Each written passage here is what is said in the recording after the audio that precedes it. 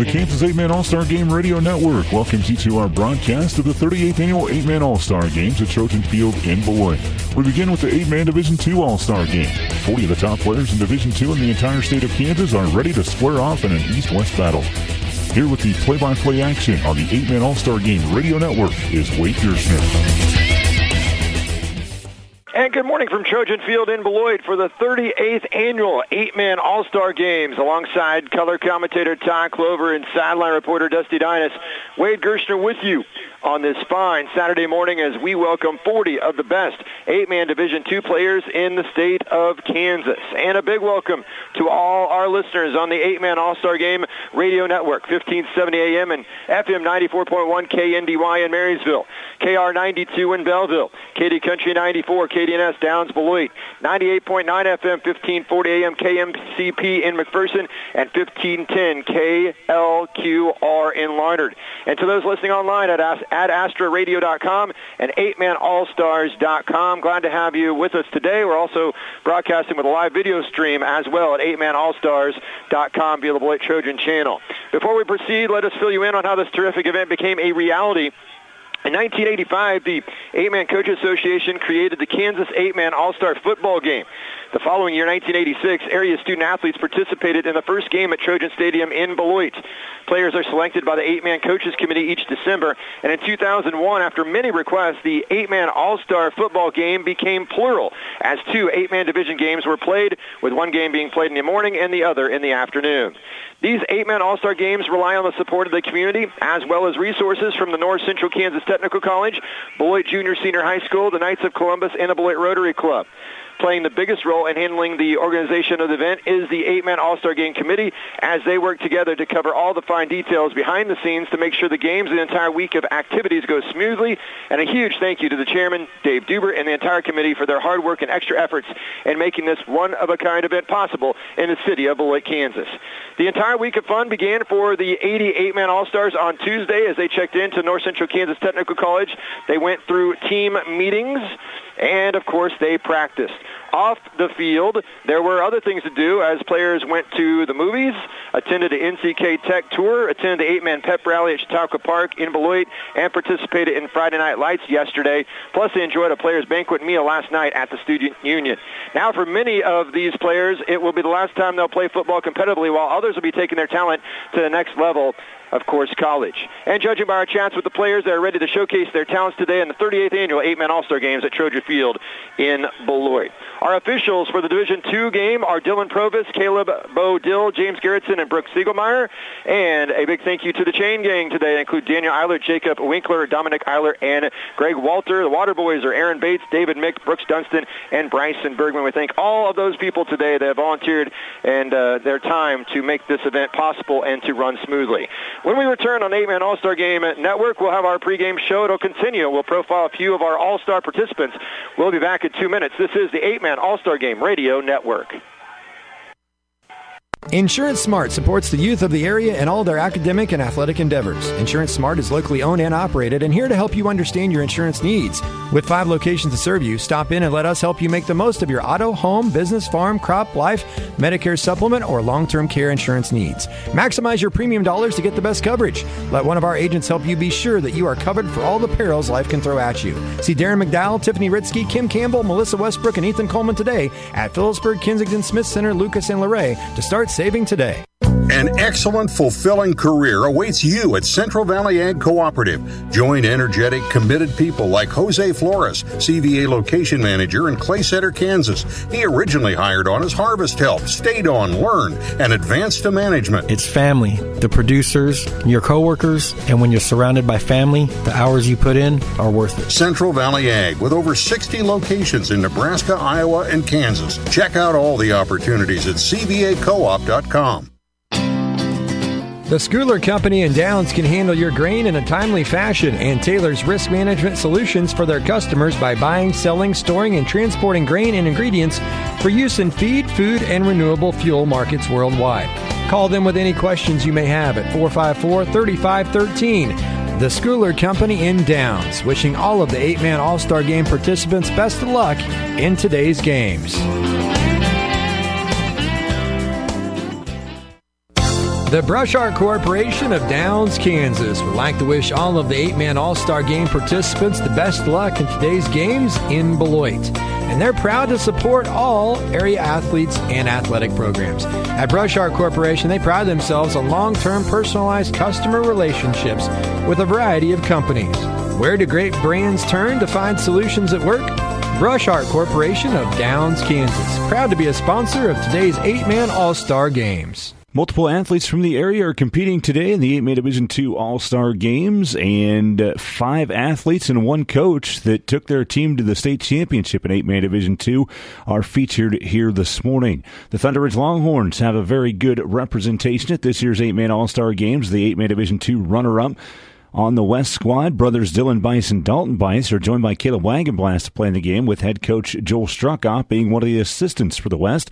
The success that the Longhorns program showed throughout the careers of the Bice brothers and Wagenblast, specifically the past 2 seasons, it's no surprise that they are here. Dylan Bice was a 4-year starter at quarterback and finished his career with over 4,000 yards, both rushing and passing. He finished with just under 4,500 yards, 77 touchdowns rushing, added over 4,200 yards and 36 touchdowns passing. His best numbers came in both of those areas as a senior, where he ran for 1,900 yards and 34 touchdowns and threw for over 1,400 and another 10 scores. Bice explained what it took to have success. One of the main things was getting in the weight room, and that's pretty much what made it so successful, just being able to be stronger than everybody and go out there and win games. My senior year, making that state runner-up. But Dylan is joined by his brother Dalton Bice in today's contest, as he was named an honorable mention all-class pick in 8-man Division II at end. On offense, 425 yards and 9 touchdowns rushing, 4 touchdowns receiving as well. He's the 4th leading tackler with 100 total stops, including a team high of 18 tackles for loss and 12 sacks. Dalton's excited to play for Coach Struckoff one last time representing Longhorn football. That'll be great, too. You know, he's really pushed all of us actually, get in the weight room and be the best we can be.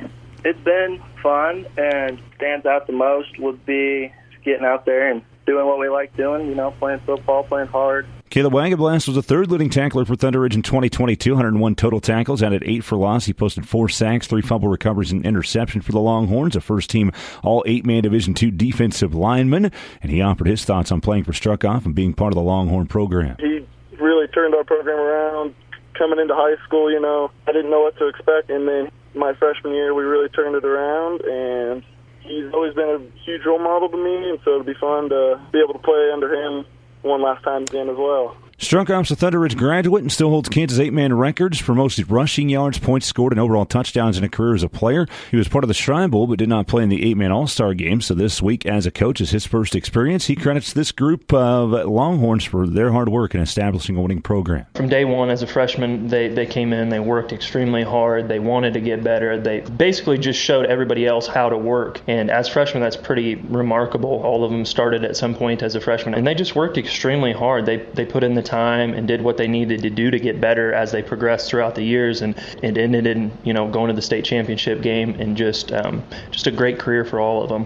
While Thunder Ridge is well represented, so is the team that eliminated them from the postseason the last 2 years. The Axtell Eagles have won 26 straight games. They're the back-to-back state champions in 8-man Division II, and today their all-star quarterback Isaac Detweiler is joined by Evan Bussing for the Axtell Eagles in the 38th annual 8-man All-Star Games in Beloit.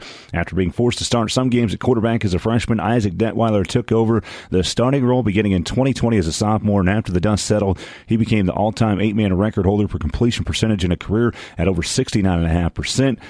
In all over his career, he threw for 6,410 yards, 117 touchdowns, and just 8 interceptions. He also ran for 3,174 and 73 touchdowns on the ground, had 324 tackles and 18.5 for loss, 20 interceptions, and 10 fumble recoveries on defense. Simply put, Detweiler had one of the best careers in 8-man football history. He played for his dad, Eric, and he discussed what it took to reach that pinnacle in the program. It just takes dedication in the off season and through the season. You know, we spend a lot of time in the weight room in the off season, and then when you get in season, you got to be locked in every week. You can't have any faults any week and every week, because every game they could get you. While Detweiler got a lot of publicity, he was surrounded by a group of outstanding teammates, which included Evan Bussing, who's also an 8-man All-Star. Bussing caught 8 touchdown passes on offense, but made himself known even more on defense with 59 tackles, including 5 for loss, and he credited putting in hard work in all aspects as the reason for success and 2 straight titles for the Eagles. It's been a tough journey, you know. You got to work every day, right? Coaches always stress it a lot about how hard you work, whether it be in the weight room, on the field, or even in the classroom. These 5 area athletes, as well as Coach Joel Strunkop, are ready to go in the Division II All-Star Game today. Stay tuned in our pregame show, and when we return, we'll be joined by the head coaches of each team, Trevor Powell from the Division II West and Keith Watrick of the Division II East. We're back in 2 minutes. You listen to the 8-Man All-Star Game Radio Network.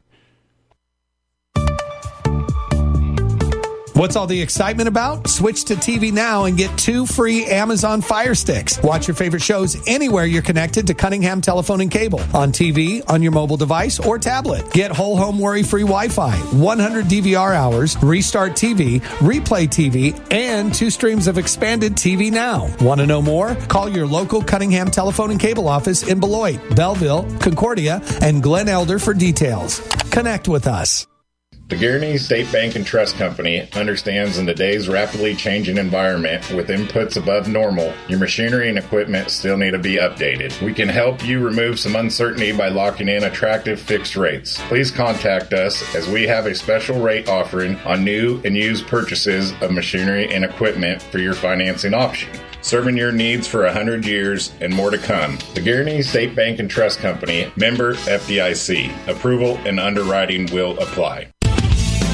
Your tire headquarters is Thompson's OK Tire in Beloit. For light truck to car to tractor, if it's a tire you need or if it's tire related, like balancing or repair, stop by Thompson Tire. Plus, they can align your car's front end and save the life of your existing tires. For new tires and wheels, see the staff at Thompson's OK Tire in Beloit, a proud supporter of the Beloit Trojans and the St. John's Tipton Blue Jays. Wishing them good luck this season. AGCO in Beloit and Cawker City is growing. Come join our winning team and build top-of-the-line products including Fendt and Massey Ferguson planters and sunflower tillage and drills. Multiple full-time positions available for first shift, including fabrication, weld, assembly, and material handling. No weekends required. AGCO offers a $2,500 sign-on bonus for welders and a $1,000 sign-on bonus for all other employees. We provide excellent wages, paid time off, 401k with company match, and more. New hires qualify for pay advances during the first 30, 60, 90 days. Looking for a new start with a great company? Apply at careers.agcocorp.com. Welcome back to our pregame show on 8-Man All-Star Game Radio Network. Wade Gershner with you, and I'm joined by head coach Keith Watrick. He's head coach of the St. Paul Indians, but the head coach of the 8-Man Division II East All-Star team this year, the Gold Squad. And Coach, how's the week gone for you, and how's it been coaching these 8-Man Division II All-Stars? Unbelievable coaching, the level of athletes that are out here all on one team, trying to figure out where to put them all and what to do with them, and just the level of talent is unbelievable. And the kids are great; they're fun to work with, and obviously I have 2 wonderful assistant coaches, and Matt Huron and Shelby Hoppus has helped me this year, and yeah, I'm enjoying myself. We've had a good week so far. What is the biggest challenge when you put all this talent on the field, when you're trying to figure out who plays, what positions, and so forth and so on? Well, you have 2 unbelievable quarterbacks on our team. Obviously, the Detweiler kid from Axtell is a 2-time Offensive Player of the Year in 8-Man. And then you got Garrett from Kent Galva. Both of them are great quarterbacks.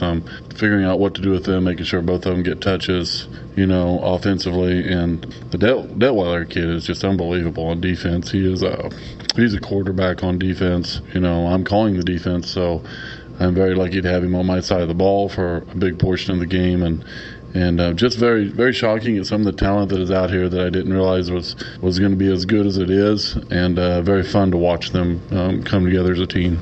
A lot of coaches like to find one quarterback. It's got to be nice to have 2 quarterbacks. It's a nice problem to have, isn't it? With Coach Hoppus, that's his quarterback, so it makes it nice because he doesn't have to teach the quarterback the plays for his system.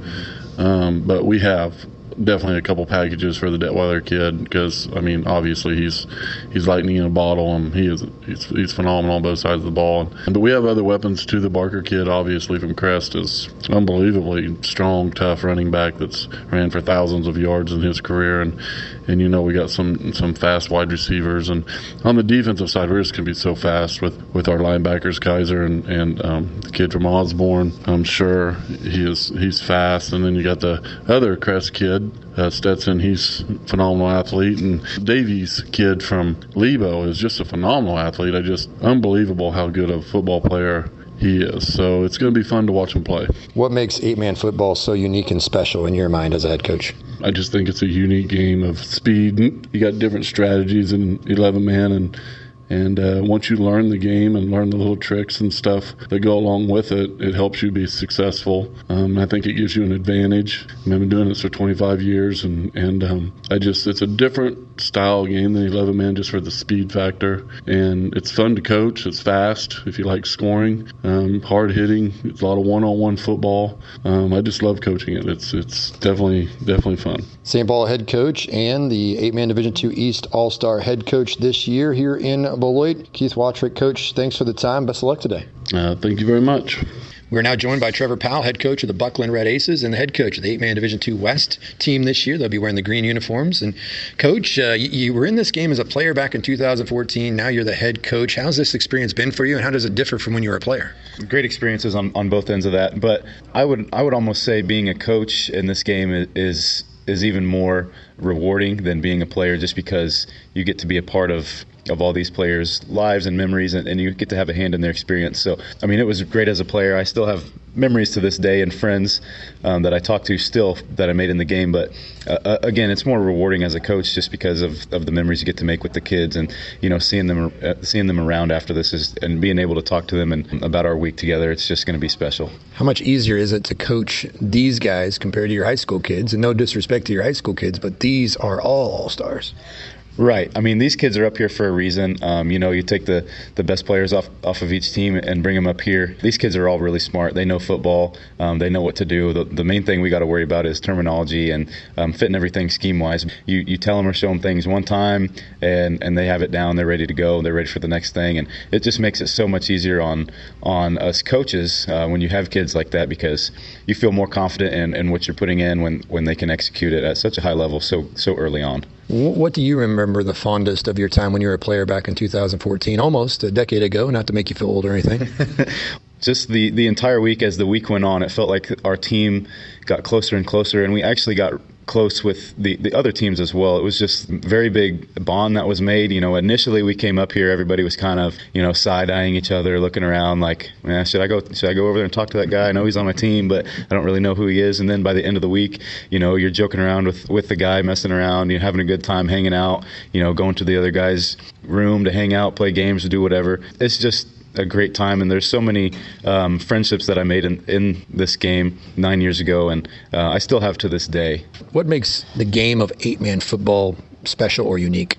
I just think 8-man is so unique with the variety of kids that you get to work with, and it just seems like there's an overall mental toughness level that's just unrivaled, because you get a kid that can play, at one point he could be playing quarterback, he could be playing right guard the next week. There's just kids like that you can put them anywhere on the field. They're going to give everything they have, as to opposed sometimes you get to a bigger school with bigger teams and kids, and egos kind of take over sometimes, and we just get kids that are more willing to work and to put themselves in different positions if they think it's going to be successful for the team. And I think 8-man is just a fun game to be a part of, because it seems like it's a little more fast-paced. There's a lot of stuff that you can do that looks different than what you see on Saturdays and Sundays. It's just a really fun game to coach. Well, Coach, we appreciate your time today. Best of luck as a coach this time around in the 8-man All-Star football games. Thank you. I appreciate it. That was Trevor Powell, head coach of Division II West. They are the green team today, and stay tuned for more of our pregame show as we'll hear from all of today's players with our player introductions after this timeout.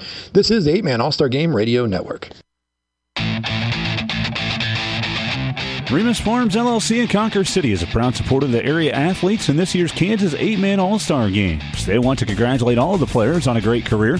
Remus Farms Chemical and Fertilizer, your wholesale fertilizer dealer in Kansas, wishing the best to all the young men playing in today's games, and they give a special shout-out to all the athletes from North Central Kansas. Good luck, All-Stars, from Remus Farms LLC in Conquer City.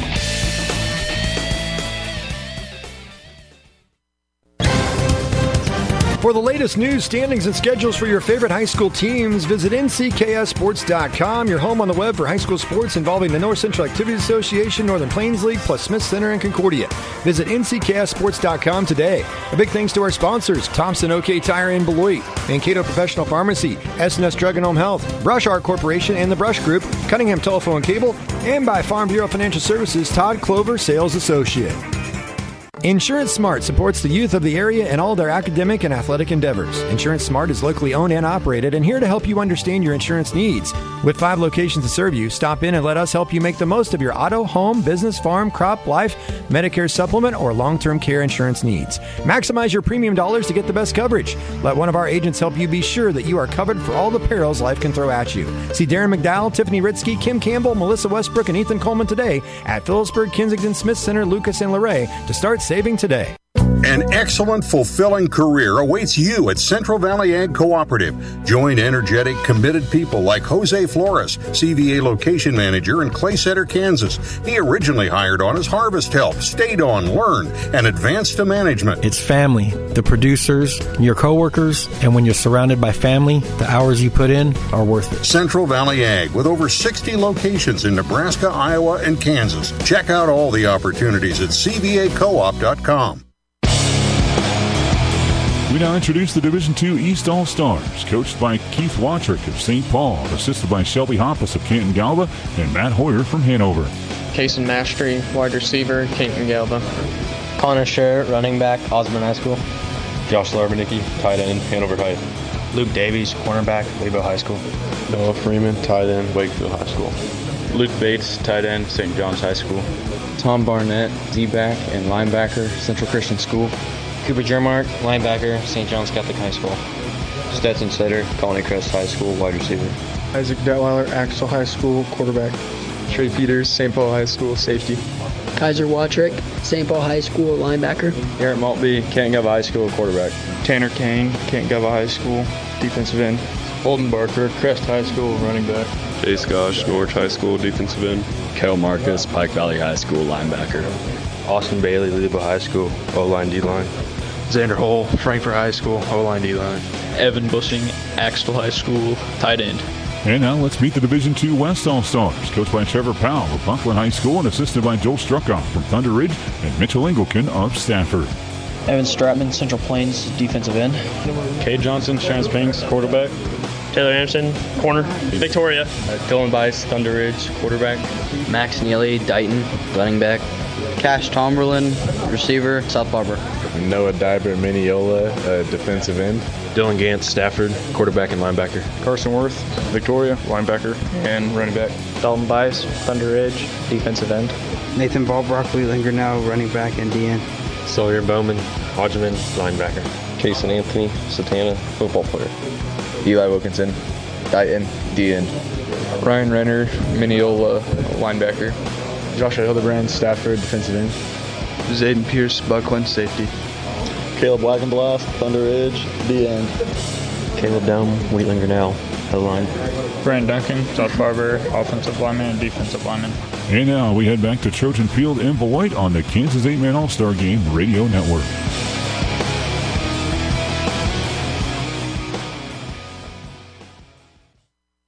Trojan Field in Beloit as the national anthem is being played presently.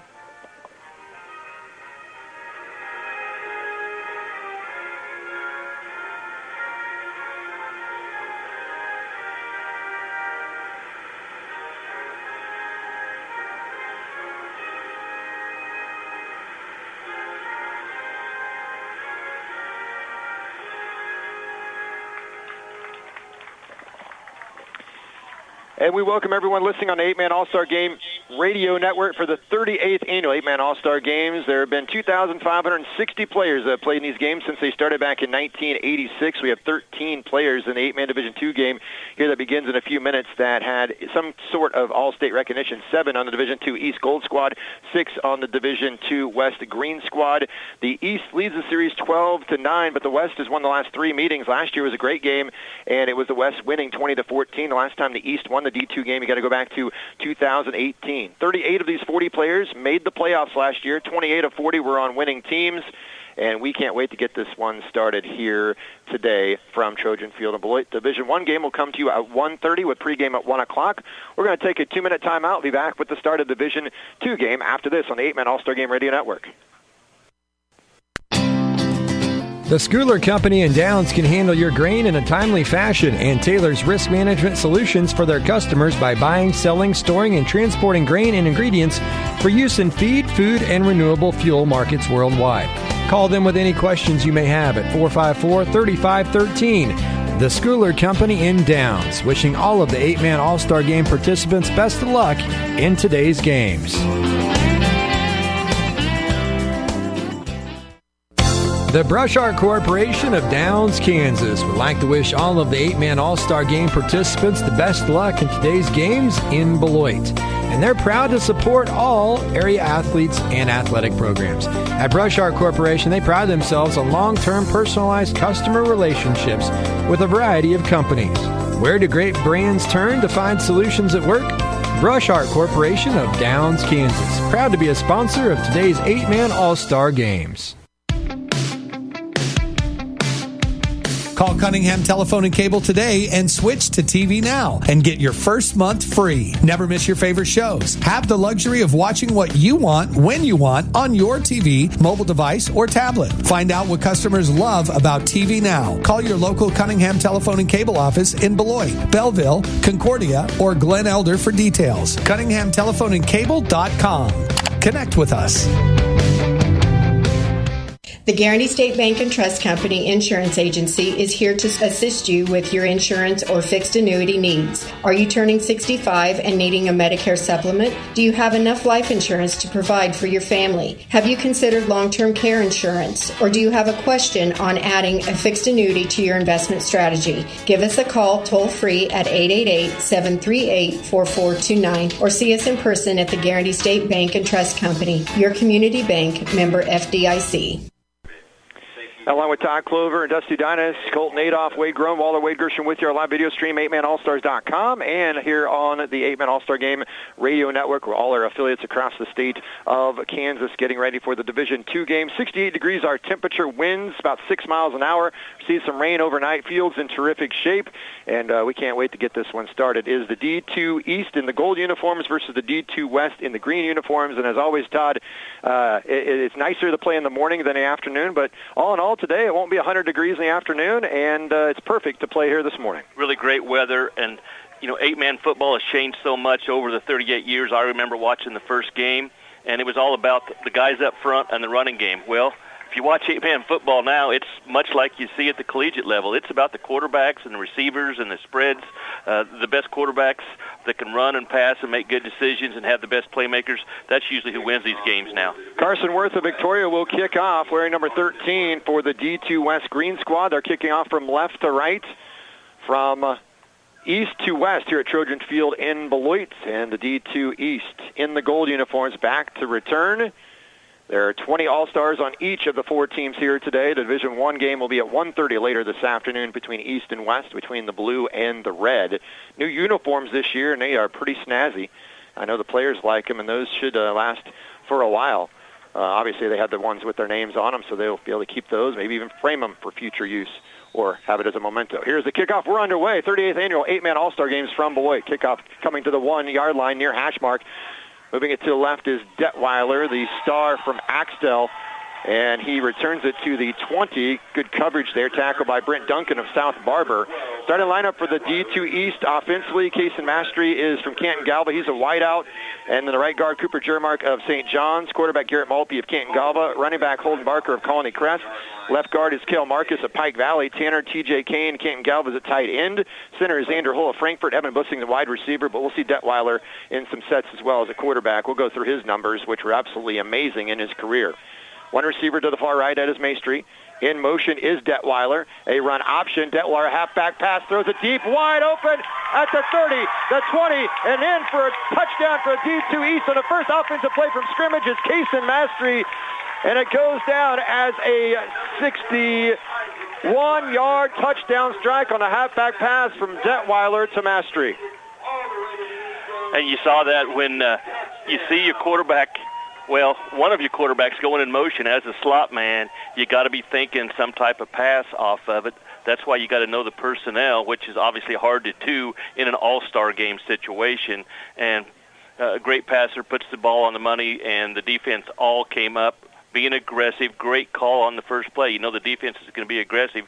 Fake them out with what looks like a reverse, but it's the option pass, wide open. Detweiler last year, all he did was throw 45 touchdowns, 1 interception, led his team to an undefeated state championship their second in a row at Axtell. Maltby, Canton Galvez, the quarterback, 2 receivers to the right for the 2-point try. Maltby looks right, has some time, now fires, and over the head intended target Mastery as Maltby takes a shot by Caleb Wagenblast of Thunder Ridge with the pressure. And so just like that, we are 13 seconds into the ball game, and we barely have collected ourselves, people barely getting to their seats, and the D2 East is on the board. And Coach Keith Wuttrick of St. Paul, a graduate of St. Paul from 1992, this last game that he's going to coach, he's coaching his son Kaiser, who's in this game. He said to me in the pregame interview I recorded earlier in the week, he said, we have some packages for Detweiler. First play, you line him up as a wideout, he comes in motion, and then you pitch it to him, and it's a halfback pass. And that is pretty amazing stuff when you got quarterbacks you can put on the field at the same time. Well, as I said before the kickoff, this game has changed. It's not about tight formation and running the football. It's more about this spread and throwing the football around and having quarterbacks that make great decisions. And when you have multiple quarterbacks, you can do what they just did, send one of them in motion, and it's just an easy touchdown pass. Puts so much pressure on the defense because you have to have good reads, whether it's a run or a pass. So a 61-yard strike on the first play from scrimmage with D2 East, and it will be Jace Gosh to kick it off for the D2 East at the 30, from right to left, from west to east. We'll see how soon the West can respond. Here is the kickoff, Gosh from Norwich, and this one angling left side and out of bounds at the 23-yard line. They centered the 8-man field here on the 11-man field, which it normally is here at Trojan Field in Beloit, so a little bit of a different look than some years. And 40-yard line is the midfield stripe, and the D2 West says, let's go ahead and kick it again. It's an all-star game. We want to see if we have a return. Back to return for the D2 West is Max Neely of Dighton. He's a 3-time state champion in the pole vault, all-state quarterback and linebacker. He's going to be at Emporia State to do the pole vault and track and field. And we've got 9 athletes in this game that are going to compete at the next level. 6 in football, 1 in track and field, 1 in basketball, and believe it or not, 1 in rodeo. Kaiser Wuttrick is the person that is going to be doing the rodeo on scholarship Northeastern Oklahoma A&M. So here is the kickoff by Gosh, low line drive kick, and once again, it angles out of bounds at the exact same spot at the 22. Yeah, I saw him at State Track in the pole vault, and if he's anything returning kickoffs like he was at the pole vault, I see why they want them to keep kicking the football. He might want to move up, though. He's back at the 3-yard line. Yes, you're going backwards 10 yards here, so you would think he would move up. That was a good point. I think somebody over at the sideline, just as I said that, said move up, so now he's up to the 14. And this is kind of like my golf swing here. When you look up, the results aren't good, kicking. Dusty Dinas on the sidelines for us. Here is the kick. 3rd time a charm. Yes, it is for Gosh. It is picked up there by Neely at the 10, back to the 20, 25, and wrapped up by Mastery. Had the touchdown catch moments ago for the D2 East. But Neely, a nice return to the 34-yard line, and that's where the D2 West will begin. 1st down and 10. They're starting lineup offensively. Dylan Bice of Thunder Ridge, the quarterback. Running back Cade Johnson of Wallace County of Sharon Springs. Max Neely is the starting running back. Carson Worth is the right end. The left end is Josh Hildebrand from Stafford. Worth is from Victoria. Ryan Renner is center from Mineola. The right guard Eli Wilkinson of Dighton. And left guard is Casey Anthony of Santana. Those are the starters for the D2 West Green All-Stars, trailing 6-0, just 18 seconds into this ball game. So Dylan Bice, Thunder Ridge, and we have all kinds of movement and an early penalty false start on the D2 West team. Dylan Bice, Thunder Ridge went 11-2 this year. They lost to Axtell in the state championship game. 6'2", 205, all-state DB and athlete. All he did last year was throw for 1,500 yards and 10 touchdowns, ran for 34 touchdowns and 1,900 yards. He threw for over 4,000 yards in his career and ran for over 4,000 at Thunder Ridge. Safe to say Thunder Ridge had a lot of success under head coach Joel Struckoff, who's one of the assistants for the D2 West. Set the throw is Bice. He airs it out high, lofter to the near side, and almost intercepted at the 18-yard line. He was almost picked off by Detweiler from Axtell for the D2 East, as the pass was intended for Hildebrand of Stafford. And let's go down to the sideline and Dusty. Yeah, Kason Mastery with us here after scoring that opening touchdown on the first play. Is that something y'all worked on in practice? What do you see on that one? We knew we could kind of do a little trickeration right off the get-go. and we definitely thought it would be open, and that's exactly what the coaches drew up. Hang with me a second. We'll go after this play. Second down to 15 for the D2 West.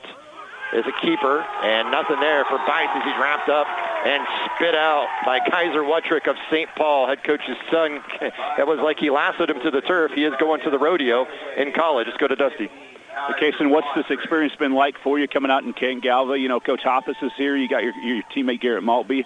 How's the week been for you? Oh, the week's been great. We've really came together as a team as a whole and really getting close together with all the guys from different schools. It's pretty fun to be able to play with them instead of against them sometimes, but overall, a pretty great week. Kason Masters from Canton Galva. Hey, congrats on that touchdown. Thanks for the time. Thank you.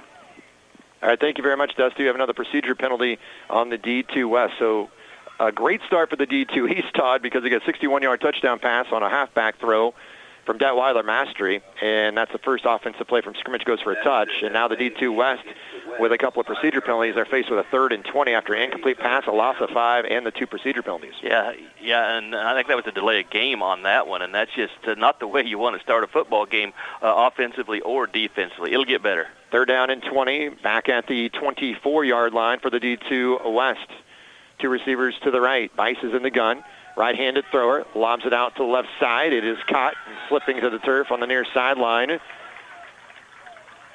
Decent completion there is Carson Worth of Victoria with the catch. It's a pickup of about to the original line of scrimmage. In fact, it is back to the original line of scrimmage. Gain of 10. It's now 4th and 10 for the D2 West. Well, and you're going to see maybe a little bit different attack. I know you see the West team coming out throwing the football, but you know this defense has been preparing for the quarterback run game with Bice being so good at tucking the ball and running. So to punt the football is Kay Johnson from Sharon Springs, Wallace County. Here is the punt. It is high but short. Detweiler camps underneath it. He catches it at the 17, and he is dangerous. Little hesitation move, but terrific coverage on the perimeter far side by Dylan Bice for Thunder Ridge. That's quarterback on quarterback there. Detweiler returned to the 21, and so that's where the D2 East All-Stars will begin. Let's set that defense for the D2 West. Taylor Anderson of Victoria is at a corner. Noah Dybert of Mineola is a DN. The other DN, Dalton Bice at Thunder Ridge, twin brother of Dylan Bice at Thunder Ridge. Nathan Volbracht of Wheatland is a linebacker along with Sawyer Bowman of Hodgman County. Another corner is Zayden Pierce of Buckland, and Thunder Ridge's Caleb Wagenblast is the nose guard, and I'll try to set the defense for the D2 East the next time they are on the field. One receiver right, one receiver to the near side. 1st and 10 from the 21 for the D2 East, leading already 6-0. Maltby from Canton Galva fires, and it is almost intercepted off the incomplete pass right through the hands of Bussing, who had an outstanding career at Axtell. Of course, Axtell back-to-back state champs. They have a 26-game winning streak going into next season, but they will not have Bussing or Detweiler. Last year, Axtell didn't have any 8-man All-Stars because they were all back. They didn't have any seniors. So this year they do have a couple that are finally graduating for those in the TVL and across the state. Thankfully, Axtell's finally graduating some kids of a very talented team. So the incomplete pass, and it is 2nd down and 10 from the 21. Receiver right, receiver left, moving from right to left. Maltby fires a strike to the near side. It is caught and then dropped immediately as Kason Mastery. That's Canton Galva to Canton Galva. They went 11-1 last year. And good tackle made on the near side by the D2 West, a gain of about 4. But you can see what they're doing offensively. They've just run 2 curls, one to the far side and then one to our side over here. But that's just setting things up because what they want to do is bring those corners up, and the corners aren't going to be quite as aggressive after they gave up the 61-yard play on the first play of the game. So, but there's going to be some changes. There'll be a curl and a go coming at some point when those corners can bite. Max Neely of Dighton making the tackle in the open field. 3rd down and 7 for the D2 East in the gold. Runner receiver right, play action. Maltby looking over the middle, has a man wide open. Making the catch is TJ Kane, and he is tripped up far side at the 32 in West Territory. And that's just a seam route. You have your split end going right down the sideline, and you have both tight ends. You also had Bates wide open over the middle, and that just puts a lot of stress on the secondary because if you're running a 2 deep and you got 3 guys running seam routes, somebody's going to be open, and when the quarterback makes the right read, that's what happens. Just a great read. 2 guys were covered, 1 was free, and that's what good quarterbacks do is they make great decisions. Kane's a big target at 6'4", 210 pounds. All-state defensive player playing offense here at the All-Star game. Maltby, first down and 10 at the West 32. The handoff is to Barker, and Barker's able to plow ahead for 4, maybe 5. Actually, again, forward progress stopped at the 29, so a pickup of 3 for Holden Barker. Barker starting running back from Colony Crest, 5'10", 195, over 4,100 yards rushing in his career to go along with 259 tackles and 82 rushing touchdowns. Yeah, that's the change that we have in this ball game. That was the 8th play, and I guess there's been one running back run at this point. So the D2 East with a 6-0 lead, 8 minutes to go in the first quarter here at Trojan Field in Beloit. They spin Mastery wide right, boosting to the near side. Maltby in the gun. Short drop, flushed, keeps, runs, cuts back, left side, breaks one tackle, and then is dropped by the ankles by Wagablast at Thunder Ridge at the 25. So a gain of 3 on the play there for Maltby on the run. Maltby, listen, Canton, Galva, and Axtell met in the state semifinals, and that was a state championship caliber game. Axtell won 36-32. Can you imagine Maltby versus Detweiler in that quarterback matchup? Yeah, and that was another curl route, but the linebacker got out underneath it. Maltby read it and just tucked it under and ran. So people talk about all the great things quarterbacks can do. It's the decision-making that has to be number one thing that the quarterback does well. So 3rd down and 2 for the D2 East at the West 24. Detweiler in at quarterback, and he is dropped. Terrific defensive play, a loss of a few. Dalton Bice. As Dalton Bice at Thunder Ridge comes to wrap up Detweiler, and they met in the state championship game last year. And there is a flag on the play. The flag is resting at the 24 in the middle of the field. Umpire threw it, who sits right behind the linebackers, and when he throws it 9 times out of 10 on a run play, it's going to be a holding, especially when you have someone getting beat in the offensive line, which is what happened with Bice on the penetration. It was a 3rd and 2. You take the penalty 3rd and long, or you take the loss on the play and make it 4th and about 6. So what do they want to do? That's what they're deciding. They're going to go ahead and take the penalty and move them back and make it 3rd and long. You about have to take the penalty, but with the way that the East can throw the football, that gives them 2 opportunities. So neither situation is ideal defensively because, if you make it 4th and short, that's easy play for them. Now you give them 2 chances to pick up 16, 17 yards. So back at the 38 in the West Territory. East moving from right to left, leading 6-0. 2 receivers right. Now coming in motion is Mastery. Detweiler, quarterback keep. Sweep to the far side, and he is met and dropped. Good pursuit far side. Making the tackle was Kay Johnson of Wallace County, as able to string that out. Gain of 7 on the play for Detweiler, but it was 4th in about 15, and so now it'll be, actually it's 3rd and 15, so now 4th and about 9, actually. And that decision is saying we know that we're going to go for it on 4th down because we're in decent field position here, so all they wanted to do was pick up about half of it. They would have liked to pick up a little bit more with it being 4th and 9, but that call was all about the defense is going to be backed off, thinking we're going to pass it, we're going to pick up 8-10 yards with the quarterback run. So 4th down and 9 for the D2 East, and the D2 East is going to call a timeout to discuss what they want to do on this 4th down play. If you're just tuning in, you joined just a little bit late. You missed the opening offensive possession, and the opening offensive play went for a 61-yard touchdown pass. Detweiler, who came in motion from wide receiver spot, became the halfback, then eventually the quarterback, halfback pass. And he threw it to a wide-open Case of Mastery. 2-point conversion failed. It was a 61-yard strike. By the way, you can go on the Katy Country 94 Facebook page.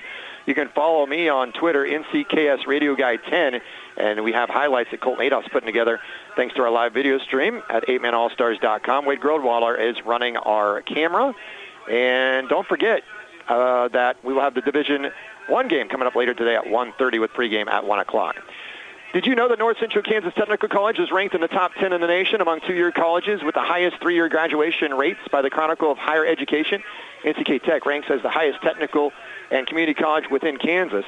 And NCK Tech provides hands-on education, enabling students to graduate in 4 to 18 months into high-wage, high-demand fields while acquiring very little debt relative to other options. NCK Tech has a strong reputation for helping students succeed and reach their goals. So learn more, visit nckTC.edu. 4th down and 9 for the D2 East after they call a timeout. Trips to the near side of the field, empty to the far side. Maltby, short drop, fires, and it is tipped and in the air and caught for a touchdown. off the hands of Taylor Anderson and caught for a touchdown by Holden Barker. And it goes down as a touchdown on 4th and 9 for the D2 East on the crazy deflection. That would have been 31 yards because it was 4th and 9.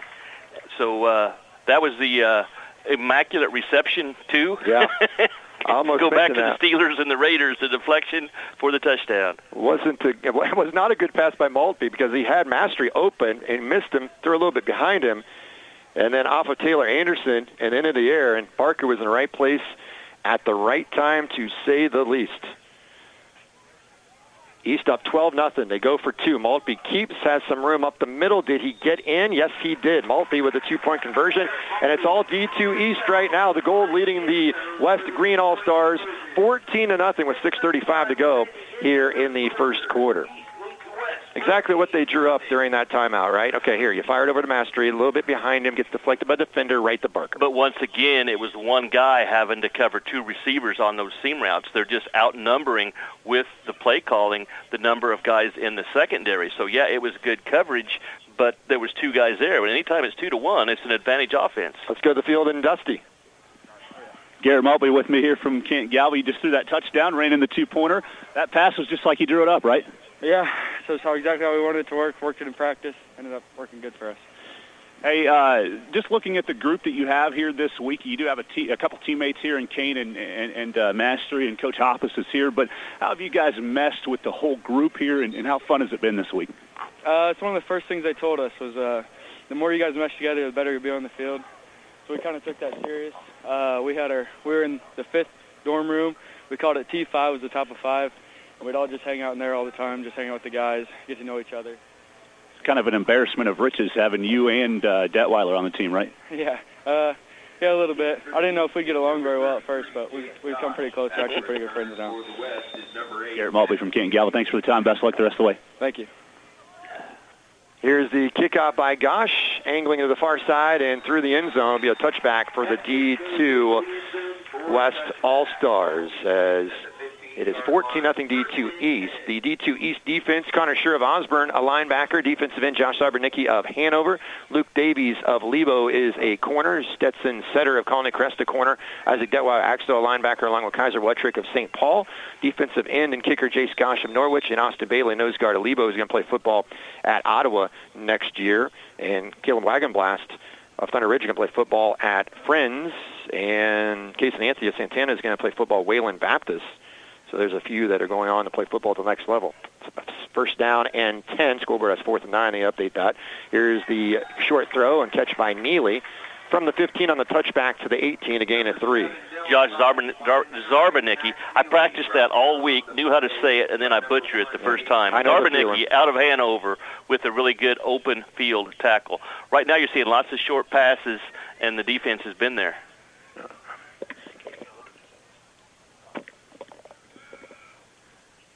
Second down and 7. Hand off to Neely. Has some room to the outside. Lowers the boom on one defender and plows forward. Surges for a first down far sideline. He is fired up, the 3-time pole vault champion in 1A. He's able to, from Dighton, with a pickup of 8 on second down and 7. He runs that just like he pole vaults. Aggressive, attacking, and Stetson Setter out of Colony Crest with the tackle. And that's just what you need right now. Come out and get a first down, eliminate those pre-snap penalties. So first down and 10, 5.5 to go in the first quarter. D2 East leading in D2 West 14-0. D2 West, this is Bice. Oh, he is taken down. Austin Bailey of Lebo shoots through, and Dylan Bice had nowhere to go. He loses a half a yard. Yeah, I saw him before the first snap take over that nose guard position, and my first thought was, how are you going to block him? Because that is a big fella at the nose guard that's going to play football at Ottawa. Second down and 10 for the D2 West. Tight formation, 2 tight ends. Bice keeps it, trying to get to the outside. There is nothing doing. The D2 East all over it. They string it out to the near side. Bice maybe back to the original line of scrimmage. That is it. Fired up Luke Davies of Lebo, leading a charge of defenders along with Kaiser Wuttrick of St. Paul as 3rd and 11 for the D2 West Green. Yeah, that's the way the secondary attacks, but it was strung out by Zarbanicki from his defensive end position. He made the quarterback run wide and never got to turn upfield. Great defensive end play by Zarbanicki. So 3rd down and 11, 2 receivers bunched to the near side of the field. 2 to the far side. Empty backfield for Bice on 3rd down and 11. 3-man rush. Here comes the pressure. Bice is flushed. He rolls to the far side, throws deep down the left sideline, and nobody able to make the catch as it's out of bounds at the 10. Bice throwing against his body. Pretty good arm and strength, but just not able to put it on the money there. But there's double coverage down the field. I was trying to go to a couple of West players are down there trying to haul it in, but incomplete pass, 4th down 11 for the D2 West. Yeah, as you say, and he was running as he threw the ball, and Wuttrick out of St. Paul stuck his shoulder pad on him. That was the best hit of the ball game on the quarterback as he's throwing the football.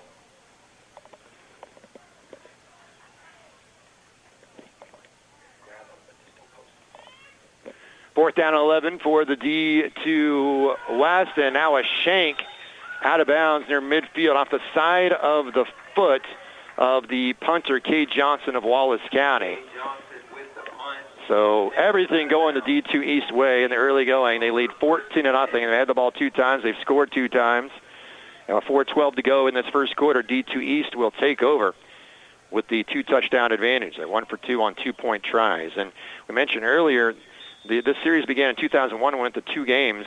East leads the series 12-9. The West has won the last 3. Last win for the East was 2018. We'll go to Dusty after this play. First down and 10 for the D2 East at the midfield stripe at the 40. 8-man football. 40 is midfield. There is no 50. Maltby airs it out deep. Right side and caught for a touchdown, or is he down at the 1? They're going to say touchdown. Luke Davies, the recipient on the strike thrown by Maltby. And the D2 East with a 40-yard touchdown pass. And it was good coverage, Wade. You really can't cover it much better than what he did. It was just an absolute perfect pass, and you just can't cover a guy any better. There was just a little bit of room to get it in there, and he did. There's a flag on the play, so the official's discussing this. It was after the play, I'm pretty sure. Probably a little celebration. Unsportsmanlike on the D2 East. Oh, come on, it's an all-star game, man. But I don't know exactly what happened, so don't want to have any kind of taunting or anything like that. You don't want to see a skirmish or something happen. We've had a couple players over the years that have been ejected from the 8-man all-star game. I was saying the pep rally yesterday to the guys at the end, whatever you do, let's play hard, but I don't want to be talking about somebody getting ejected from the game at an all-star contest. So they will assess that on the kickoff. Well, they've had an 8-second and a 9-second drive. That's the old one-play over the top. 20-0, D2 East dominating here in the first quarter. 2 receivers to the right. And Tom Barnett is one of those for Central Christian. The slot is Mastery. Maltby wants to throw, and he fires to Mastery, who makes the catch on an out in the end zone for the 2-point conversion. And it is 22-0 D2 East with the lead here, and we're still in the first quarter of 4:06 to play. That is a terrific pass. Once again, it's good coverage, but it's an out in the corner of the end zone. Just something you're not used to seeing in an 8-man football, someone that's able to put the ball on the money to the receiver. Even if you have decent coverage, it's not going to be there for you. So that's just a great job by a quarterback, and Kenton Galva and Axtell were really good. Let's count the field and Dusty. Yeah, Xander Hull with us from Frankfort High School, paving the way for a great start offensively here, 22-0. When you saw this team in practice, did you feel like this is the kind of team you had? Honestly, yeah. I really love all these guys. The first day it was kind of awkward, you know, getting to know. But as soon as the more the week went, you just can't help but love these guys. They're nothing but trouble, but in a good way, you know. But yeah, I think they got so much talent, and it's so fun to play with. You know, you had good teams at Frankfort, but what's the difference from what you see from this kind of talent? Well, I'd say the main difference is kind of the experience level of it. See, back in Frankfort, we only had a couple seniors, had a few juniors. You know, it was all just younger guys. But here, you know, you got people that have been playing. Some of them have been playing 4 years here, and a lot of them know what they're doing. So, yeah, that's the main thing. Sounds like you've had a fun week. Congratulations on the good start. Best of luck the rest of the way. Thank you, sir. Have a good one. Have a good one. Have a good one. 4:06 to go first quarter, 22-0. D2 East dominating. Here is the kickoff by Gosh of Norwich. And it's a line drive, low kick, and goes off the hand of Neely. He retreats, picks it up at the 15 at the far hash mark. Now slips for a moment and then is buried at the 27-yard line, as it was Gosh the kicker in the coverage. Also out there was Stetson Setter of Colony Crest. And Luke Davies out of Lebo. When you got three guys making tackles on kickoff coverage, you know you have great coverage so far. Really pretty hard to write a better script for a start of a ball game, what the East has done so far. Yeah, Davies with a 40-yard touchdown catch on that seam route pass, put on the money by Maltby. Maltby had a great career at Canton Gallup, threw for over 5,000 yards. New quarterback in the game, firing down the near side and incomplete at the 20. He's trying to go to Neely. Good coverage there by Luke Davies. The new quarterback is Dylan Gantz of Stafford, who is going to play football at McPherson and has a pretty good arm, but threw that one a little bit too far. And to be honest, the passes so far has been defended so well, it has almost looked like it was the East team that was running the patterns, because if it's been an accurate throw, they would have been interceptions. There is absolutely nobody open, because we're talking about how well this East squad has looked offensively. Well, they've been just as good defensively. Second down and 10 for the D2 West in the green uniforms with the gold numerals and the white trim. D2 East in the gold with the green numerals and the white trim. Here's a toss play to the outside, and there's just nothing doing whatsoever for Cade Johnson, as coming over defensively, Josh Sarbernicki of Hanover. Also over there was Isaac Detweiler of Axtell, two Twin Battle League rivals and now teammates making the stop. Well, if we're going to have a defensive MVP, it's kind of early, but anything to the outside on the defense's left side, on Zarbernicki's side, looks to me like it's not going to work, because he just gets his hands on the blocker, fights it off, and gets down the line of scrimmage. Great defensive end. Carson Worth, Cade Johnson split out to the near side of the field, along with a third wideout. No one to the left. In the gun, here is Gantz to throw on 3rd and 10. Crossing pattern caught by Hildebrand. Hildebrand, it would carry the defender an extra yard. Picks up 8 to the 36. Tackle applied there by Trey Peters of St. Paul. Brings up 4th and short. Well, that's what you need. Now you have a chance to go for it on 4th down. Very accurate pass. And the offensive line's doing a good job for the West. Quarterbacks have been having time to throw on these first 3 possessions for the West team. They've just got to get guys open like they had on that play. 3:13 and ticking first quarter, 22-0. D2 East with the lead. D2 West with a 4th down and shorts, and they will take their first time out of the ball game. 68 degrees at kickoff. We're expecting a high of 87 later today, so the second game will be a little bit warmer like it usually is, but considering that it's the 10th of June and we got highs in the mid-80s, and here we got around 70 degrees right now. You couldn't ask for anything better than that. The highlights, by the way, are on KD Country 94 Facebook page. Just go to Facebook, click in KD Country 94. Our highlights are not posting to Twitter. We'll try to correct that either at halftime or in between games. Colton Adolph doing a good job grabbing those for our live video stream via 8manallstars.com and the Beloit Trojan channel. Wade Groenwaller. We got 2 Wades today working the game. That's 2/5 of our crew. And then there's Dusty down there with the broken collarbone that he had fixed up last Friday for surgery, and he's doing a lot better this week. He's been a gamer, and he's on the sideline with that sling on his right arm, and Dusty's done a wonderful job covering throughout the week for us on KD Country 94 and the 8-Man All-Star Game Radio Network. He is Mr. 8-Man, right? Yes, he is. He should be. And he could have an inspiration award as they run on 4th and 2, angling left. Nothing doing for Gantz, who kept it. The quarterback from Stafford, and he is met and dropped. No gain on the play. And you have Austin Bailey of Lebo was stuffing up the middle, and that'll free up a linebacker to find the hole. And the D2 East gets to stop, and the domination continues. Yeah, take your pick. Detweiler was in there also. There was like 4 guys on the short yardage. That means guys are not getting blocked. They're just quicker, and getting off the block. Just great defense. Sets the offense up with good field position. Well, we'll wait for this play here, Dusty, and then we'll go to you here in just a moment.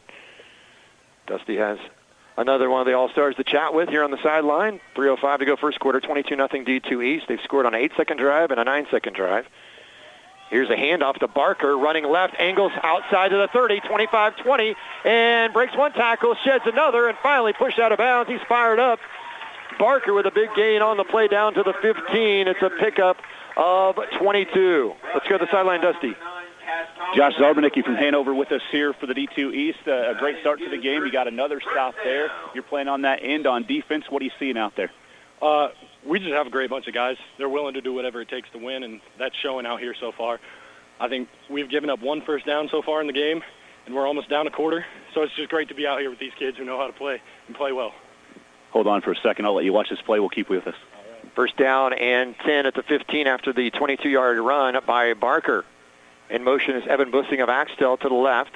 Maltby, the quarterback, hands off to Barker again. Barker has a big hole, and he's able to slice his way through down to the 6. The ball may have come out, and we'll see who recovered it. And let's go back to Dusty. Yeah, Josh Zarbanicki still with me here. Hanover obviously has a great football tradition, and you're here with Coach Hoyer. What's the experience been like for you, and to be able to share in that with one last time with him? I mean, playing for a team with a winning culture like Hanover is great. It's always a fun experience, but there's nothing like this All-Star game.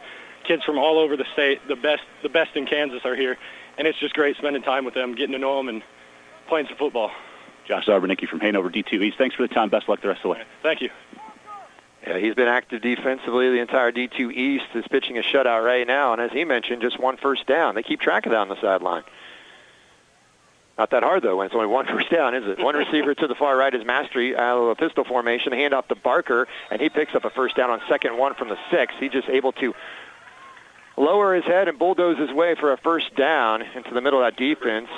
Diebert came off the edge out of Mineola and made a really nice tackle because there was a good push up front by the interior of the offensive line by the East, but Diebert with a really good defensive play. Yeah, Noah Diebert from Mineola. He is 6'1", 200 pounds. Mineola went 8-2 this past year, lost Victoria in the second round. 66 receptions in his career, 11 touchdown catches. 3 receivers to the left, 1 to the right. Empty backfield. Detweiler is now your quarterback from Axtell. He keeps it running left, gets a couple of blockers. It got a kick-out block, and he walks in, strolls into the end zone on the left-hand side for the touchdown from 5 yards out. And the D2 East extends their lead 28-0. Just really well blocked, and that's just kind of the passes are there, and now they're saying, well, let's try the run game now. And by the way, that first long run, there was an excellent block by Cooper Jermark, local from St. John's, right at the point of attack, just stonewalled the guy that was coming up on a blitz. So probably the best block I've seen so far. D2 East leading 28-0. They will go for 2. Barker is the setback. Mastery to the right. And the ball is handed off to Barker. Bobbled, I think, for a second, but able to plow his way into the end zone for the 2-point try. It's 30-0. D2 East with the lead with 1:40 to go first quarter. Just absolute, complete domination by the D2 East so far, Todd. Well, it is. And as I mentioned right before kickoff, these games are not about the guys up front and the great running backs anymore. It's all about the quarterbacks and the playmakers, and we're seeing that exact thing take place here because you have 2 amazing quarterbacks that this East team has that had really the 2 best teams in the state of Kansas, and they're showing why they were great quarterbacks right now because the defense has no answers. Let's go to the sideline of Dusty. Got to do this real quick. We're with Isaac Detweiler of Axtell. You're the jack of all trades, so you're going back on defense after this kickoff. But an outstanding start at 30-0. What's it been like to be part of a team like this with Maltby, and you're rotating and playing just everywhere and being all over the field today? It shows the versatility that the east side of the state has. You know, we got 20 of the best dudes from all classes. It shows multiple people can play multiple positions on our team. It just shows how good we are. What did you see on that touchdown run? I just seen we had a little crack action going on, and once I seen the first 2 initial blocks, I knew it was a touchdown after that. Isaac Detweiler from Axtell. We'll let you get back to it. Thanks for the time. Thank you, guys. Isaac Detweiler, All-State quarterback 3 times, sophomore, junior, and senior. In his career, he threw 117 touchdown passes, 8 interceptions. Last year, threw for 2,100 yards, 45 touchdowns, 1 interception. Axtell, back-to-back state champs, undefeated. He threw for over 6,000 yards in his career and set the 8-man record for completion percentage in a career at 69.6%. Isaac Detweiler, no doubt, an all-star, and he's also going to be the only player from this game that's going to play in the Shrine Bowl later on this summer as the ball is kicked off out of bounds once again by the D2 East. That's really been the only thing the D2 East has had problems with is kicking the ball in play. I was just going to say, and you would think with all of these great offensive players on the East squad, that you know how many points they scored during the regular season? They were scoring nonstop, just like they're doing today. So you would think they would figure out this kicking thing. But, you know, it's like everything else. They haven't been kicking the football for months. So he's going to get it down here. 1:40 to go here in the first quarter. 30-0, D2 East. Here's the kickoff. And angles to the near side, gets by Neely. He has to go all the way back, and he lets it go out of bounds, which was so smart. He let it go out at the 1. It rolled out there. Well, they're not going to take the option of where it went out. No. They definitely are not going to do that. So it was an effective second kick there by Gosh for a while until eventually Neely was smart enough. There's players you see at the college level, even maybe the pro, that picked that ball up at the 1 instead of wisely letting it go out of bounds. Even though it got by you, it doesn't mean you got to go pick it up right away if you know it's going out of bounds. Now, if it stays in play, that's a live ball. You know what these coverage guys are saying right now? We're tired. I'm tired. Kick the thing in between the white lines this time, please. Look at out there. You're looking at Barker, who's been running the football. He was leaning over. He's like, we got to sprint this for the 3rd time. This is when you see returns. Yes, right. Especially in the 8-man game. From the 20, here's the kick out by Gosh. That is a high angling kick to the far side, and that one goes out of bounds. So he tried the near side 3 times in this game so far. Now he tries the far side, and that ball, which is oblong, of course, football, pigskin, bounced the wrong way for Gosh and out of bounds to the far sideline. And so now you're sitting there going, well, let's try it again. And here's the 4th sprint.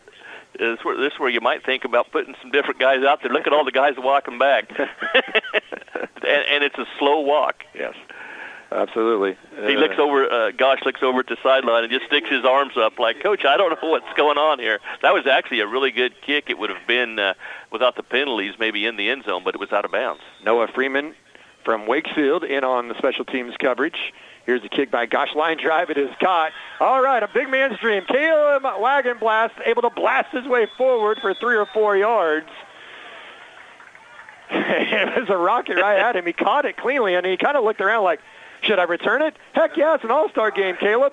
Absolutely. Blast your way as far as you can. Just hold on to that ball, and he did. And the D2 West, the green, they have it in D2 East territory at the 36, their best field position of the day.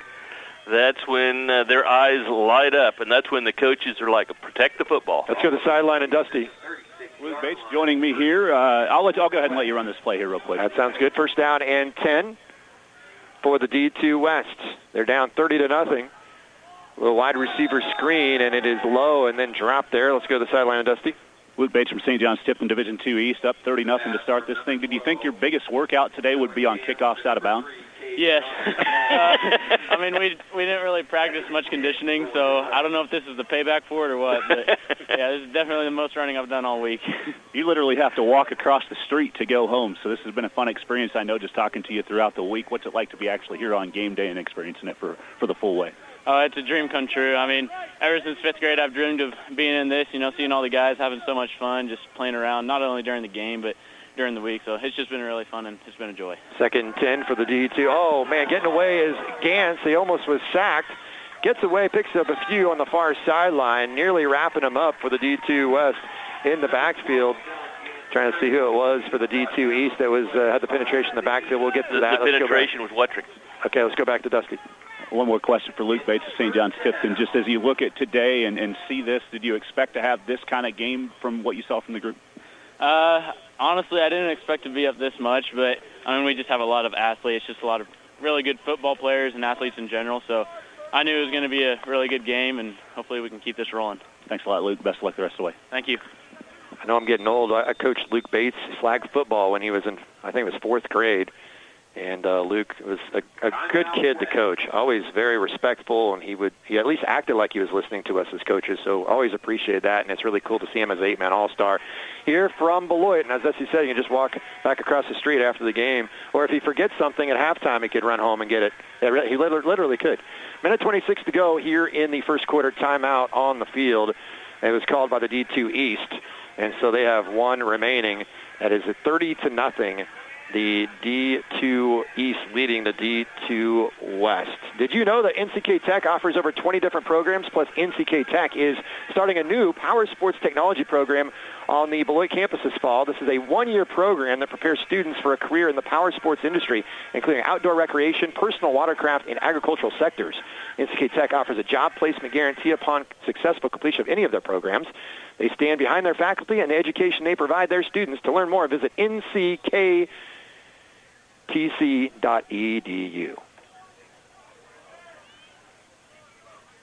So 3rd down and 8 for the D2 West. Gantz is your quarterback from Stafford. He throws it out to the near side and over the head on an out pattern intended for Worth from Victoria.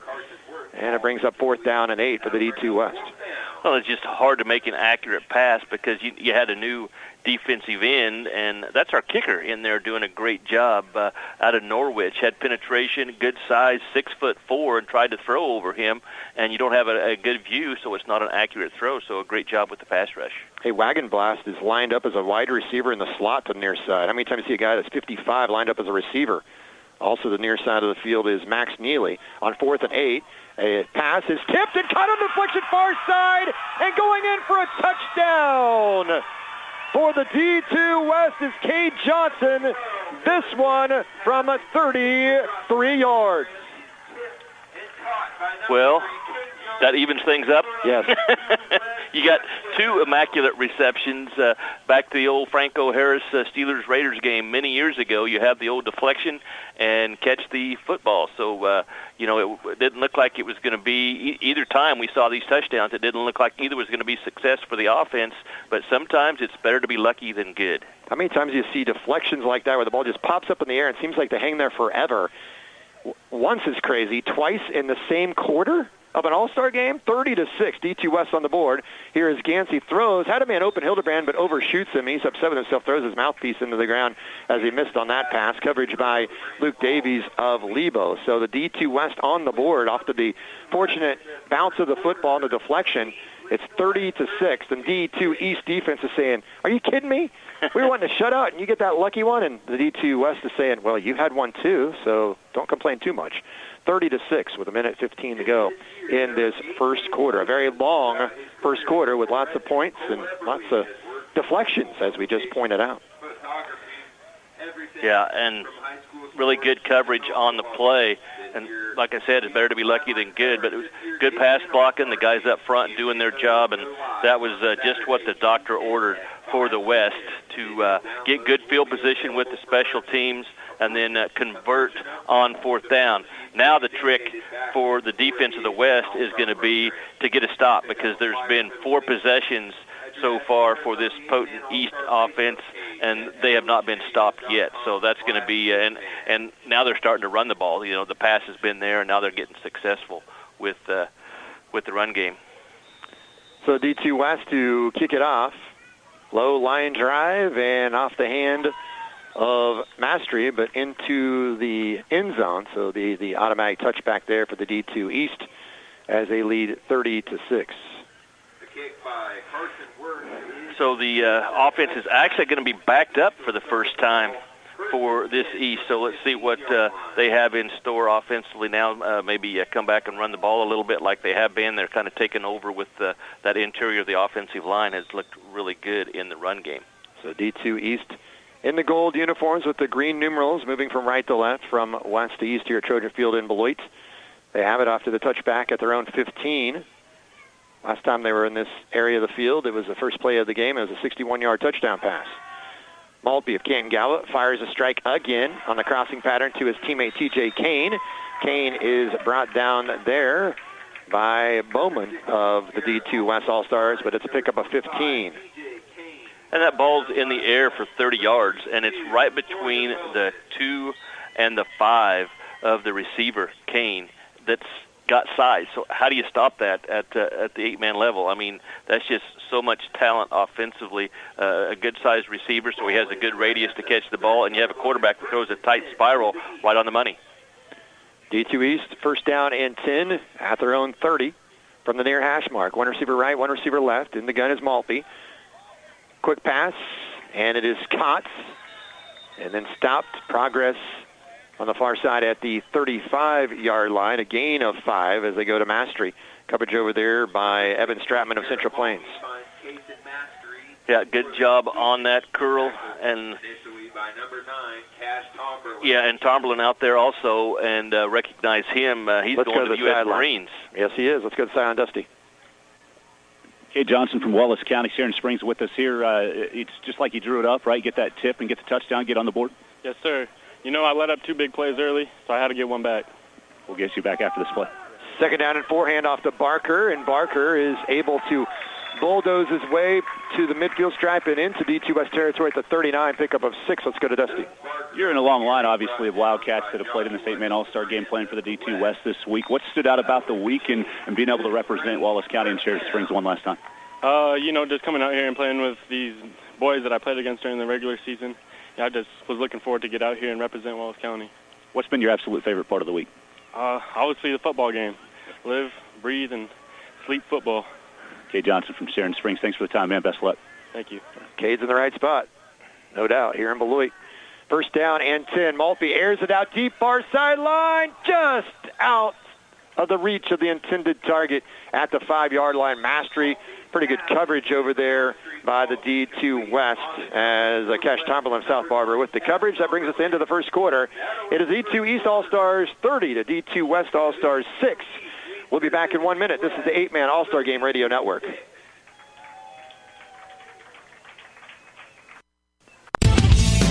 Your tire headquarters is Thompson's OK Tire in Beloit. For light truck to car to tractor, if it's a tire you need or if it's tire related, like balancing or repair, stop by Thompson Tire. Plus, they can align your car's front end and save the life of your existing tires. For new tires and wheels, see the staff at Thompson's OK Tire in Beloit, a proud supporter of the Beloit Trojans and the St. John's Tipton Blue Jays. Wishing them good luck this season. AGCO in Beloit and Cawker City is growing. Come join our winning team and build top-of-the-line products including Fendt and Massey Ferguson planters and sunflower tillage and drills. Multiple full-time positions available for first shift, including fabrication, weld assembly, and material handling. No weekends required. AGCO offers a $2,500 sign-on bonus for welders and a $1,000 sign-on bonus for all other employees. We provide excellent wages, paid time off, 401k with company match, and more. New hires qualify for pay advances during the first 30, 60, 90 days. Looking for a new start with a great company? Apply at careers.agcocorp.com.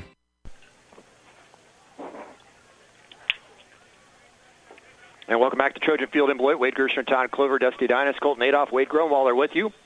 Division II All-Star game dominated so far through the first 12 minutes by the D2 East. They lead 30-6, looking for more. Second down and 10 at the midfield stripe. Here's Barker, and he breaks one tackle, and he's able to twist his way and burrow his way past the 30 down to the 28 as pickup of 12, and Barker's starting to pick up some steam, Todd Clover. Well, he is, and I was noticing on the last play, they're going to run a lot behind guys like Xander Hull out of Frankfurt, 6'3", 270. That's a big fella, and then you got Barker that's just a bruising-type runner. But you got a kid like that gets 3 or 4 yards because he gets hit when he first gets hit, and then he gets 3 or 4 yards after that because he just carries ball carriers. So it's the physicality of the guys up front and the ball carrier. First down and 10 at the 28 for the D2 East. Now moving from left to right from the far hash mark. In the gun is Maltby. He keeps on the fake handoff to Barker. He is met and pushed back. Gain of a yard, maybe 2. Noah Dybert of Mineola with a nice stop from his defensive end / linebacker position. Really good defense on the play.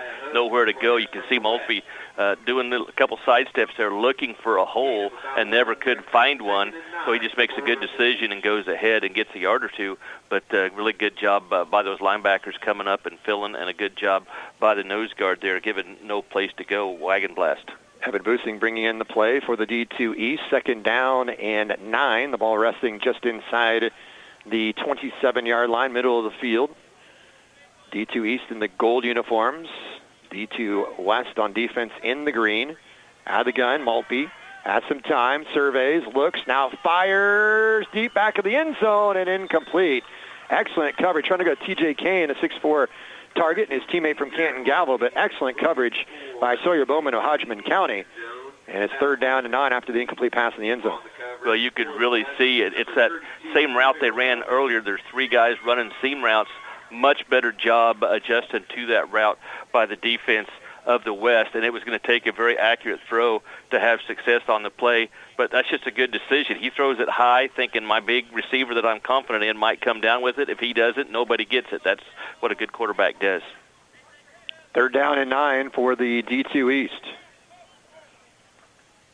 Oh, Barker bobbled it again, regains control of it on the handoff, and picks up 8 to the 20, brings up 4th down and 1. Hard-nosed run. Tomberlin in on the tackle. Also there was Dibert again for the D2 West.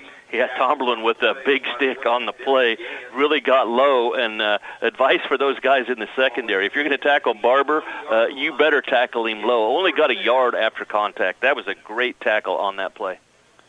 So 4th down and 2 for the D2 East from the near hash mark at the D2 West 20-yard line, leading 30-6 with under 10 minutes to play in the first half here at Trojan Field in Beloit, the 38th annual 8-man All-Star Games. D2 game now, and then the D1 game at 1:30 later today. Pregame coverage at 1 o'clock on the network. The pistol, the handoff is to Barker from Maltby, and Barker plows forward. Just straight line run. Gain of 3 to the 17 as Josh Hildebrand in on the stop for the D2 West. Also there was Nathan Volbrock of Wheatland. I like your description because he got hit short of the yards to gain on the 4th down, and the plow would be an excellent description of what he did. He said, there's no hole here, so I'm just going to get that extra yards that we needed. He didn't make it by much. It's a great run.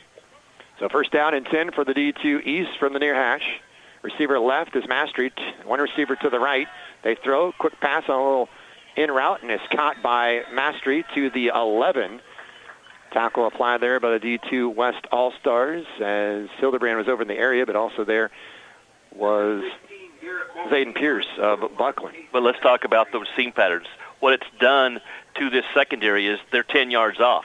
So what does the offense do? Say, okay, you've adjusted and you're taking away the deep pass. We're going to run the 6-yard curl and pick up 5 or 6 yards on 1st down. That's just good coaching of seeing what the defense is giving you. They're taking away the deep. You take the short route. 2nd down and 4 at the 11 for the D2 East. One receiver to the near side of the field. That is Mastery. The give is to Barker, runs into his own offensive lineman, and now he's able to backpedal his way to the 5. Wagon Blast leading the way, Wagon Blast in on the tackle, but leading the way was Xander Hull of Frankfort. You mentioned 6'3", 270, and a gain on the play of 5 and a 1st down. Yeah, what those guys are doing up front is they're not allowing the guys to get off the blocks, which we're talking about the great runs by the running back here, but what you're seeing is the guys up front are not letting guys get off blocks, which makes it easier to run the football. So 1st down and goal at the 5 for the D2 East, moving to our right. Twin receivers to the left. Maltby has all day to throw. Now he finally backpedals and fires it incomplete to the far side of the end zone near the track. Just threw that one away. Had time, good coverage downfield and into the end zone by the D2 West. You jinxed at the start of this drive the 8 and 9 second plays because they have now, next play is going to be the 13th play of this drive. Of course, as I said at the start of the drive, they're backed up for the first time, so They had a long way to go. In the first quarter, it was all short fields off of not converting on 4th down or short punts. So now you're seeing more of the time-consuming execution by this offense. It's impressive with a few days' practice to see this execution. Kel Marcus, Pike Valley left guard. The center is Xander Hull of Frankfort, and the right guard is Cooper Jermark of St. John's. Here's Maltby keeping it on a 2nd goal. He has met and dropped Zayden Pierce from the cornerback position, and also there fired up is Max Neatley of Dighton, and also to assist was Volbrock of Wheatland. No gain on the play for Maltby, brings up a 3rd and goal from the 5. Yeah, you're seeing the West has seen some of these plays, and they're adjusting better. That was the play that was the touchdown in the first half, and that time they did not let the quarterback get to the outside, and you saw Kane did not have an angle for a block, and he makes a good decision. Instead of blocking the guy in the back and getting a clipping call on him, he does not commit the penalty. Just a good decision. So 3rd down and goal for the 5 for the far hash mark for the D2 East, leading 30-6 with 7:20 to go before intermission. The overload on the left side of the line. Maltby scrambles to his right. Now stops, lobs it, back of the end zone. It is caught, but out of play is Mastery. Excellent coverage again by Tomberlin of South Barber. Only 5'8", 135. As you mentioned, he's going to be a U.S. Marine. And excellent coverage right there in the back of the end zone. Brings up a 4th and goal. Yeah, really impressed after the first couple of series how this defense has done such a much better job of covering these really good receivers. There's nobody open at this point. So the D2 East will take a timeout here. So both teams now have 1 timeout remaining. Both teams have 1 timeout remaining. D2 West, D2 East, 7:12 to go before intermission. We'll get those highlights fixed on our Facebook page. We have a little bit of an issue there. We'll get them taken care of. You'll have them whether the games are over or maybe during the broadcast here today. Our live video stream, 8manallstars.com. And big thank you to our affiliates, KNDY AM 1570, FM 94.1 in Marysville, KR 92 in Belleville, KD Country 94, KDNS Downs Beloit, 98.9, 1540 KMCP in McPherson is a new affiliate this year, along with 1510 KLQR in Larned. You can also listen online, 8manallstars.com or at astraradio.com. And, of course, we have a live video stream as well, 8manallstars.com. Want a copy of the live video stream, you'll be able to go to the on-demand tab at that Beloit Trojan channel page that you are at when you're watching the stream, and you can download a copy. There is a fee for that, but the video stream, when it's going on now live, is absolutely free. You don't have to pay to watch, unlike during the high school regular season for some schools tied into certain contracts or agreements. For us, the Beloit Trojan channel throughout the year, the sponsors allow it to be free for all the people that are Beloit Trojan fans. Beloit Trojans usually play on this field. Today, it's owned by the 8-man All-Stars at Trojan Field in Beloit. 4th and goal from the 5. In motion is Mastery. They fake the Mastery. Maltby steps up, fires, and is caught by T.J. Kane for the 5-yard touchdown on 4th and goal. Canton Galva Eagle, the Canton Galva Eagle. And the East extends their lead to 36-6. Did you have any idea that they might look for Kane? First of all, in goal-to-goal situations, you need the big receiver to throw to because, once again, that was great coverage by Gantz on the play. There was a very, very small window to get that into, and if the receiver's not 6'4", that's not going to be a completion. Mastery split to the near side. In the backfield, off the left hip is Barker. Maltby hands it to Barker. Barker in, untouched until he gets the end zone for the 2-point conversion. D2 East continues their impressive play. They lead 38-6 with 7:08 to go before halftime. The other thing about that 4th down play after the timeout is they had Mastery go in motion from the near side to the far side. They faked it to him, and that froze linebacker, and I think that also helped open up the pathway for Maltby to fire it, as you said, to a tall target in 6'4" Kane. And Kane, an outstanding player. He goes as TJ, first name Tanner, but he goes by TJ, 6'4", 210, all-state defensive player. He's undecided when it comes to the future, but he wants to play football. Let's go to Dusty with TJ Kane. Yeah, TJ with me here. I was letting him get a drink, catch his breath a little bit. Had to feel nice to get the score. You're up 38-6 now. All your teammates and you have gotten into the end zone in one way or the other, whether it be 2-point or touchdown. What's it been like to run Coach Hoppus's offense here and do this today? Well, it's the same thing I've ran my entire life. I'm super excited. The boys picked it up pretty easily, and we just clicked like second day. It was easy to understand. The boys are doing a good job with it. On the touchdown pass, was it exactly the way you drew it up? Yeah, it was. He wanted to hit me right there in that window, right past the middle backer. What's been your absolute favorite part of this week? My favorite part of this week is just hanging out with all the fellas, getting to know them, and some of these people I've had rivalries with, so never really got to see them. Some of them I hated before I came here, but no, they're a good group of guys. I just like hanging out with them. TJ Kane from Canton Galva, thanks for the time. Best luck the rest of the way. Thank you. Sounds like he's working hard, breathing a little bit heavy. Yeah.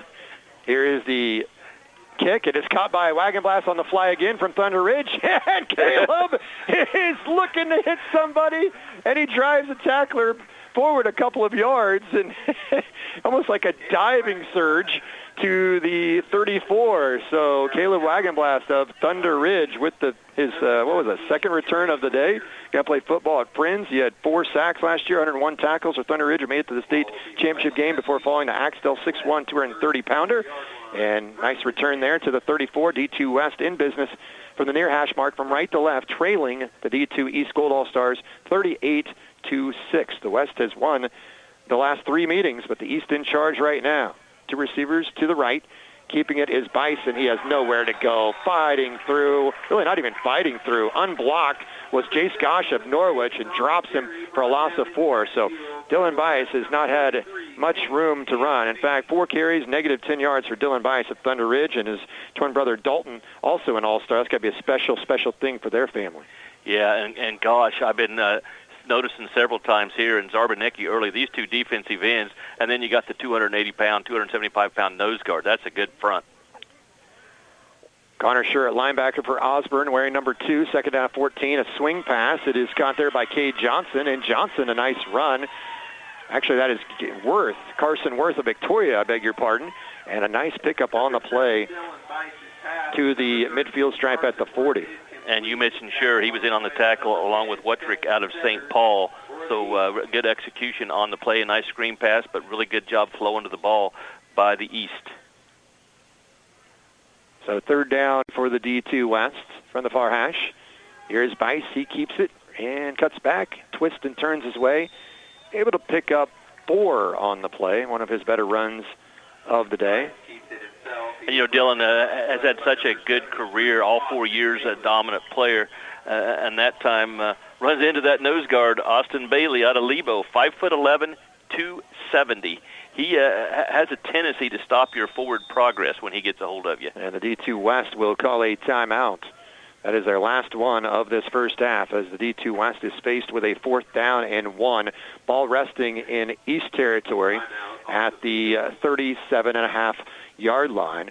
Big thank you to our sponsors here locally, Insurance Smart, Melissa Westbrook Agent, Central Valley Ag, the Schooler Company in Downs, the Brush Group in Downs, Cunningham Telephone and Cable, Guaranty State Bank Trust Company, Thompson OK Tire in Beloit, AGCO in Beloit, Remus Farms, Chemical and Fertilizer here locally, and NCKSports.com.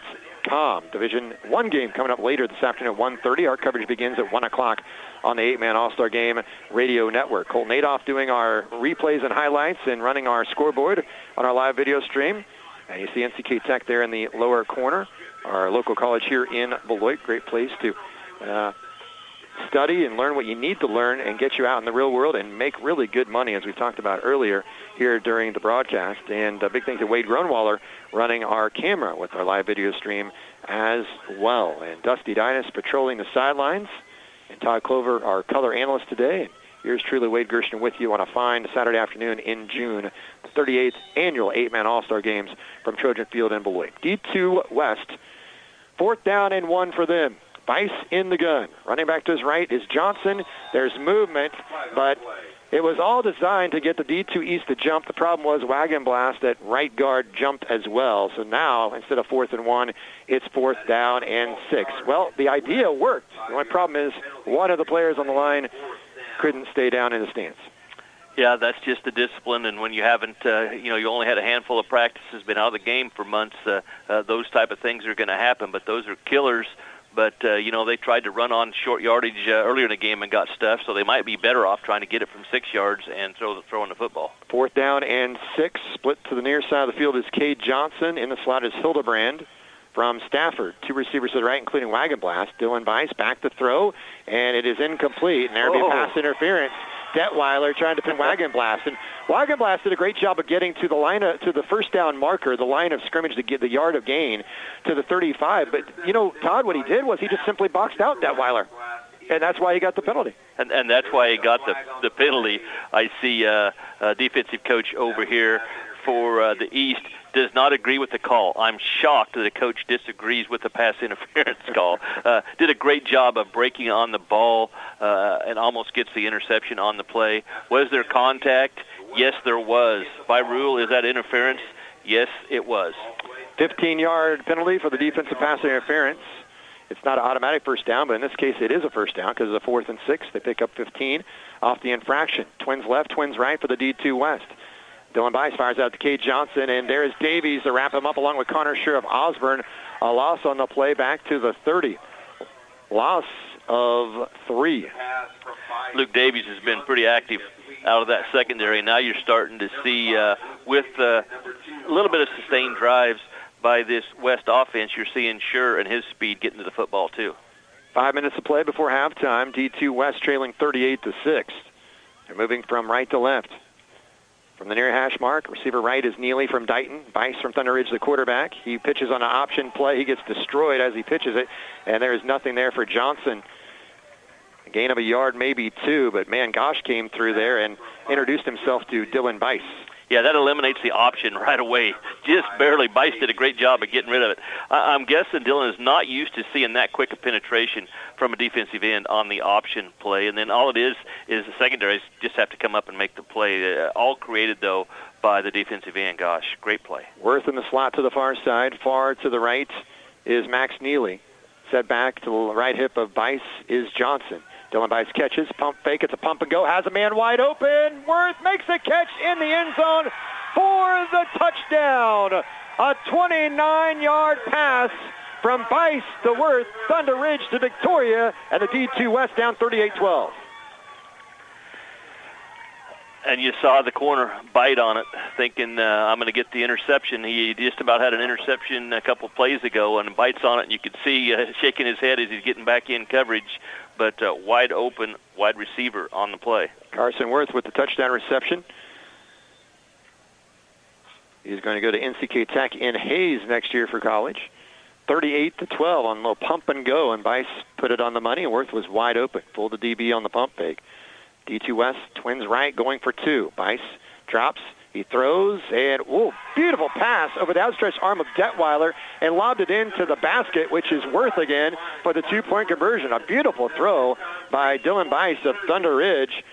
He was undecided what he's going to do for college, and he made a nice pass there on the 2-point try. And it's 38-14, D2 East leading the D2 West after the touchdown 2-point conversion by the Green All-Stars.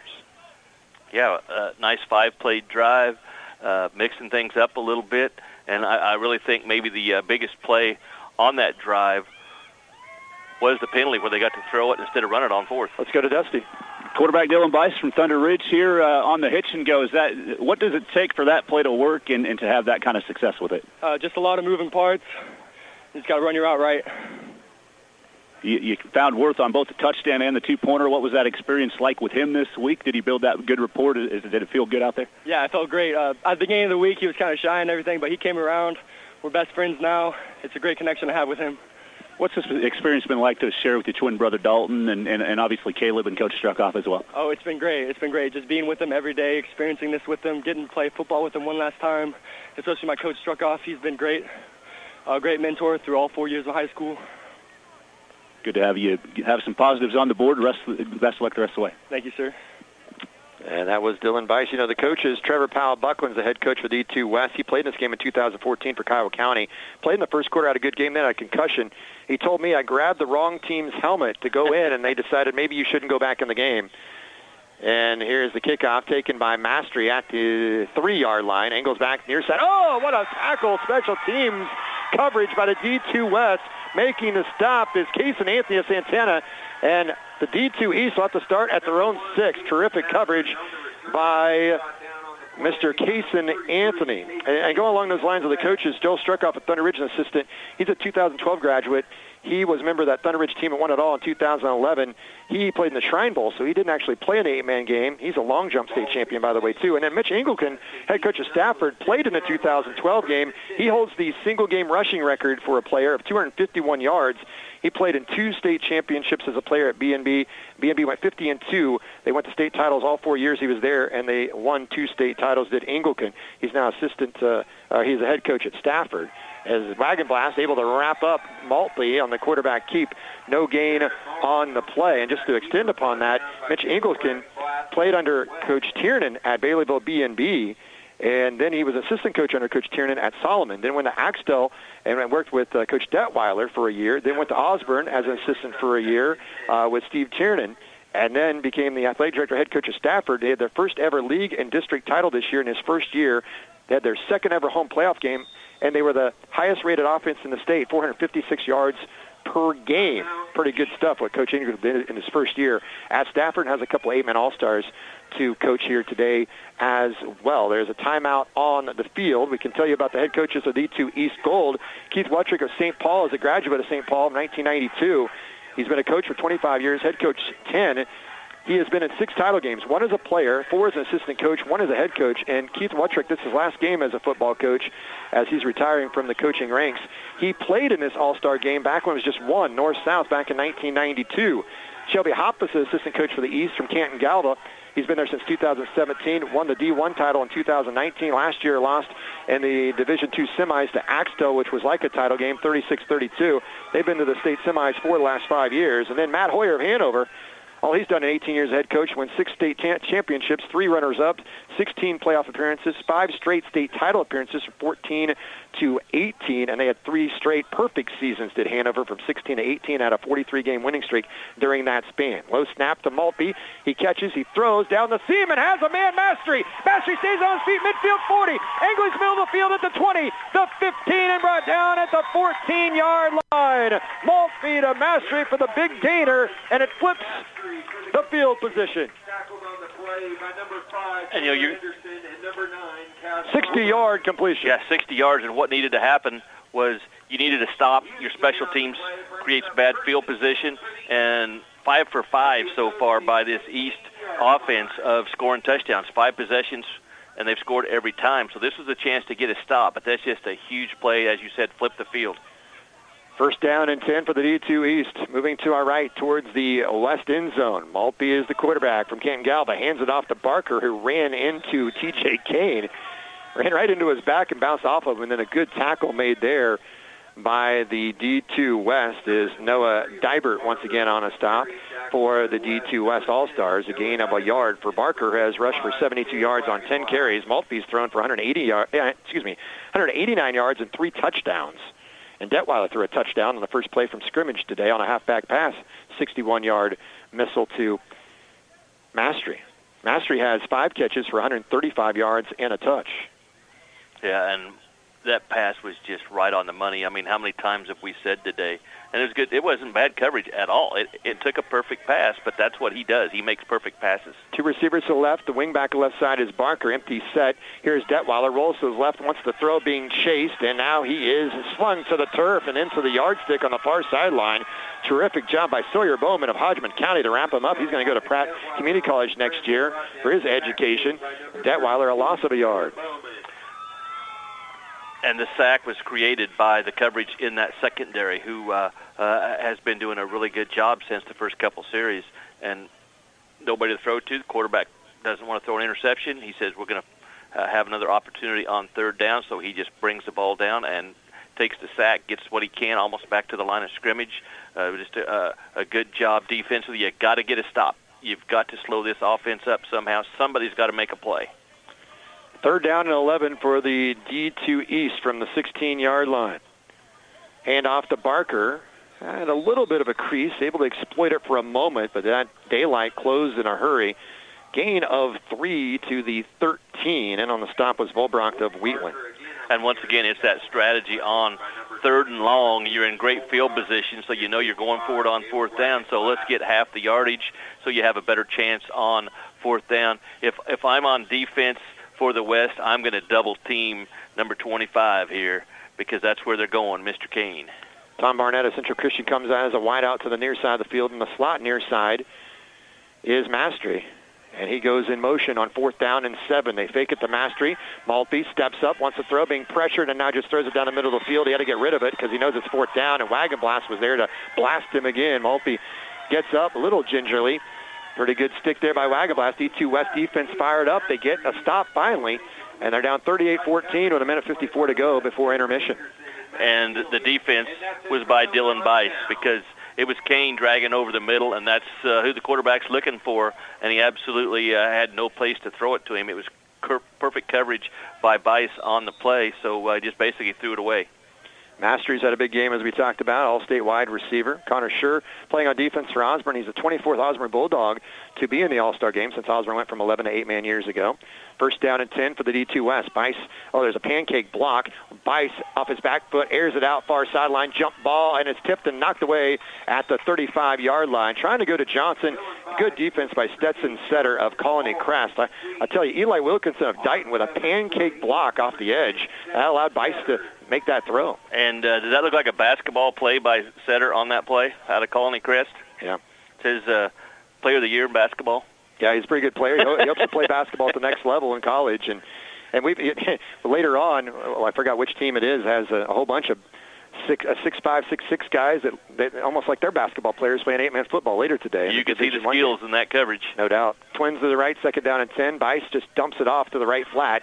It is caught, making a nice move, but then being slung to the turf. Stetson Setter with the tackle as Taylor Anderson in on offense on a little quick sweep pass, and he catches a short gain. Let's go to Dusty. Caleb Wagenblast from Thunder Ridge with us. You made some pressure on that fourth down play and were able to hit Maltby and force an incompletion. How big was that stop for this team right now as you're getting close to half? Oh, that was huge. They had a big play to come down the field, and to get that stop here inside the 10 and keep them out of the end zone, that was huge to keep this game alive. I'm going to let them run one play here, and I'll be back with you. Third down and 10 for the D2 West. Bice backpedals, empty backfield, fires, knocked away, almost intercepted, trying to go to Hildebrand and jumping the route for the D2 East was Trey Peters of St. Paul. Nearly came away with a pick six to flex it away. Let's go to Dusty. Caleb Wagenblast again. You've been all over the field today. You've actually had a couple kick returns, too. What's the experience been like here actually getting on the field and padding up in a game in situation one last time? Oh, it's been great. It's been a feeling that I've missed for a long time since last football season. It's a state championship game. So to come out here and be able to crack the pads one last time as a high school athlete, it would be great. Thanks, Caleb. Yep. Here's the punt on fourth down and 9. It's a short punt and goes out of bounds sideways to the far side as it was Johnson with the punt. He's going to go into construction here after the rest of, or after high school, of course, and after 8-man games, a little bit of a skirmish. Not really a skirmish, a little altercation there in midfield, but the officials, just break it up. Everything is good, but there is that competitive spirit that we talked about you see every single year in 8-man All-Star games. Yeah, it was quarterback versus 275-pound nose guard. We mentioned before the game that Dylan Bice is not your typical quarterback. Mm-hmm. He's physical, and that was just having a little conversation with Mr. Bailey out of Lebo, who, by the way, when I played quarterback, I didn't argue with 5'11", 270. Whatever they said goes. Yeah. So a 3 and out for the D2 West. They had some momentum there, but quickly extinguished. And now the D2 East, Maltby in the pistol with Barker, the deep back. Twins to the right. First and 10 with a minute to go before halftime. Maltby from Canton Galva keeps it on the right side on a quarterback sweep, and there's nothing doing. Tomberlin coming through from South Barber. He might be small in stature, but that was a pretty big hit on Maltby. No gain on the play. Well, I think the U.S. Marines is getting a good one because what we're seeing from him today, he will do a great job for our country. And we appreciate the service that he is about to embark on. Appreciate it. Everyone in their service, whether you're here at the 8-man games or listening or watching, if you've served our country, thank you so, so much. Need to be backed off here, running out of time. 22 seconds of ticking, both teams out of timeout. Second down and 10, trips left, one receiver to the right. Maltby has some time. He fires deep down the middle of the field and nobody home, incomplete as the ball lands at the 6. The closest person to the ball was Taylor Anderson of Victoria, and he plays DB for the West. Wade, we talked about early in the ball game, getting those guys deep and the seam patterns and stuff, and they were running free and they were running fast. I think these kids are tired. They mentioned the conditioning. There wasn't anybody busting it on that pattern to get open. A little fatigue setting in there, and the quarterback sitting there like, anybody going to get open? And a much better job by the secondary. And with only a few seconds to go in the half, you should be backed off, keeping it in front of you. 38-14, D2 East with the lead. They have the ball from the near hash at their own 38, moving left to right. 12 seconds to play before intermission. No timeouts. Maltby airs it out deep on the near sideline for Davies. Overthrows him by a couple of yards. Tomberlin with the coverage. Also coming over the help was Dylan Bice. And it's fourth down and 10 with 7 seconds to play before halftime. And Tomberlin does a good job of creating maybe just a slight little bit of contact. It wasn't pass interference. The ball's not in the air. And that throws the receiver's stride off just a little bit. and you're like, okay, how come the pass wasn't accurate? Well, I think it's a couple things. One, you break the stride of the receiver, but second, I also think that the receivers are a little fatigued and maybe not running with the same speed they did earlier in the ball game. Well, it's been a while since they've played football. Yes. Been quite some time. It'd be November for some that went deep into the playoffs. 4th down and 10 for the D2 East, and we have a penalty marker on the play. Is it a delay of game? Yes, it was. So the D2 East Gold All-Stars, that is their 8th penalty of the game. 4 of them, I think, are kickoffs out of bounds. So you think, man, that's way too many penalties. Yeah. No, it's the kickoffs out of bounds that's creating the penalties. Sometimes stats tell a whole story. Little sometimes misleading. they don't. Yeah, sometimes they're misleading. Absolutely. The D2 West with 3 penalties in the game. We've had a pass interference, unsportsmanlike on the D2 East, and a hold. The others have been either kickoffs out of bounds or false starts. 4th and 15 after that penalty on the delay of game. Here is Maltby, rolls right. He steps, he fires as far as he can throw it, and it is knocked away by Mastery. It had to become a DB who had been picked off by Dylan Bice at the 10-yard line. That brings us to halftime. The D2 East able to jump out to a 30-0 lead. They lead at halftime 38-14. When we return, we will have our halftime show. We'll be joined by the Director of Metro County Convention and Tourism, Lucille Heller. We'll be back in 2 minutes. This is the 8-Man All-Star Game Radio Network. Remus Farms LLC in Conquer City is a proud supporter of the area athletes in this year's Kansas 8-Man All-Star Games. They want to congratulate all of the players on a great career. Remus Farms Chemical and Fertilizer, your wholesale fertilizer dealer in Kansas, wishing the best to all the young men playing in today's games, and they give a special shout-out to all the athletes from North Central Kansas. Good luck, All-Stars, from Remus Farms LLC in Conquer City.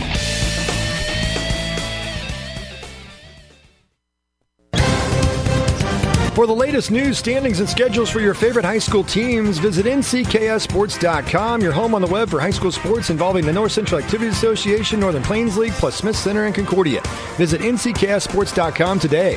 A big thanks to our sponsors, Thompson OK Tire in Beloit, Mankato Professional Pharmacy, S&S Drug and Home Health, Brush Art Corporation and the Brush Group, Cunningham Telephone and Cable, and by Farm Bureau Financial Services, Todd Clover, Sales Associate. Insurance Smart supports the youth of the area and all their academic and athletic endeavors. Insurance Smart is locally owned and operated and here to help you understand your insurance needs. With 5 locations to serve you, stop in and let us help you make the most of your auto, home, business, farm, crop, life, Medicare supplement, or long-term care insurance needs. Maximize your premium dollars to get the best coverage. Let one of our agents help you be sure that you are covered for all the perils life can throw at you. See Darren McDowell, Tiffany Ritzky, Kim Campbell, Melissa Westbrook, and Ethan Coleman today at Phillipsburg, Kensington, Smith Center, Lucas, and Luray to start saving today. An excellent, fulfilling career awaits you at Central Valley Ag Cooperative. Join energetic, committed people like Jose Flores, CVA Location Manager in Clay Center, Kansas. He originally hired on as harvest help, stayed on, learned, and advanced to management. It's family, the producers, your coworkers, and when you're surrounded by family, the hours you put in are worth it. Central Valley Ag, with over 60 locations in Nebraska, Iowa, and Kansas. Check out all the opportunities at cvacoop.com.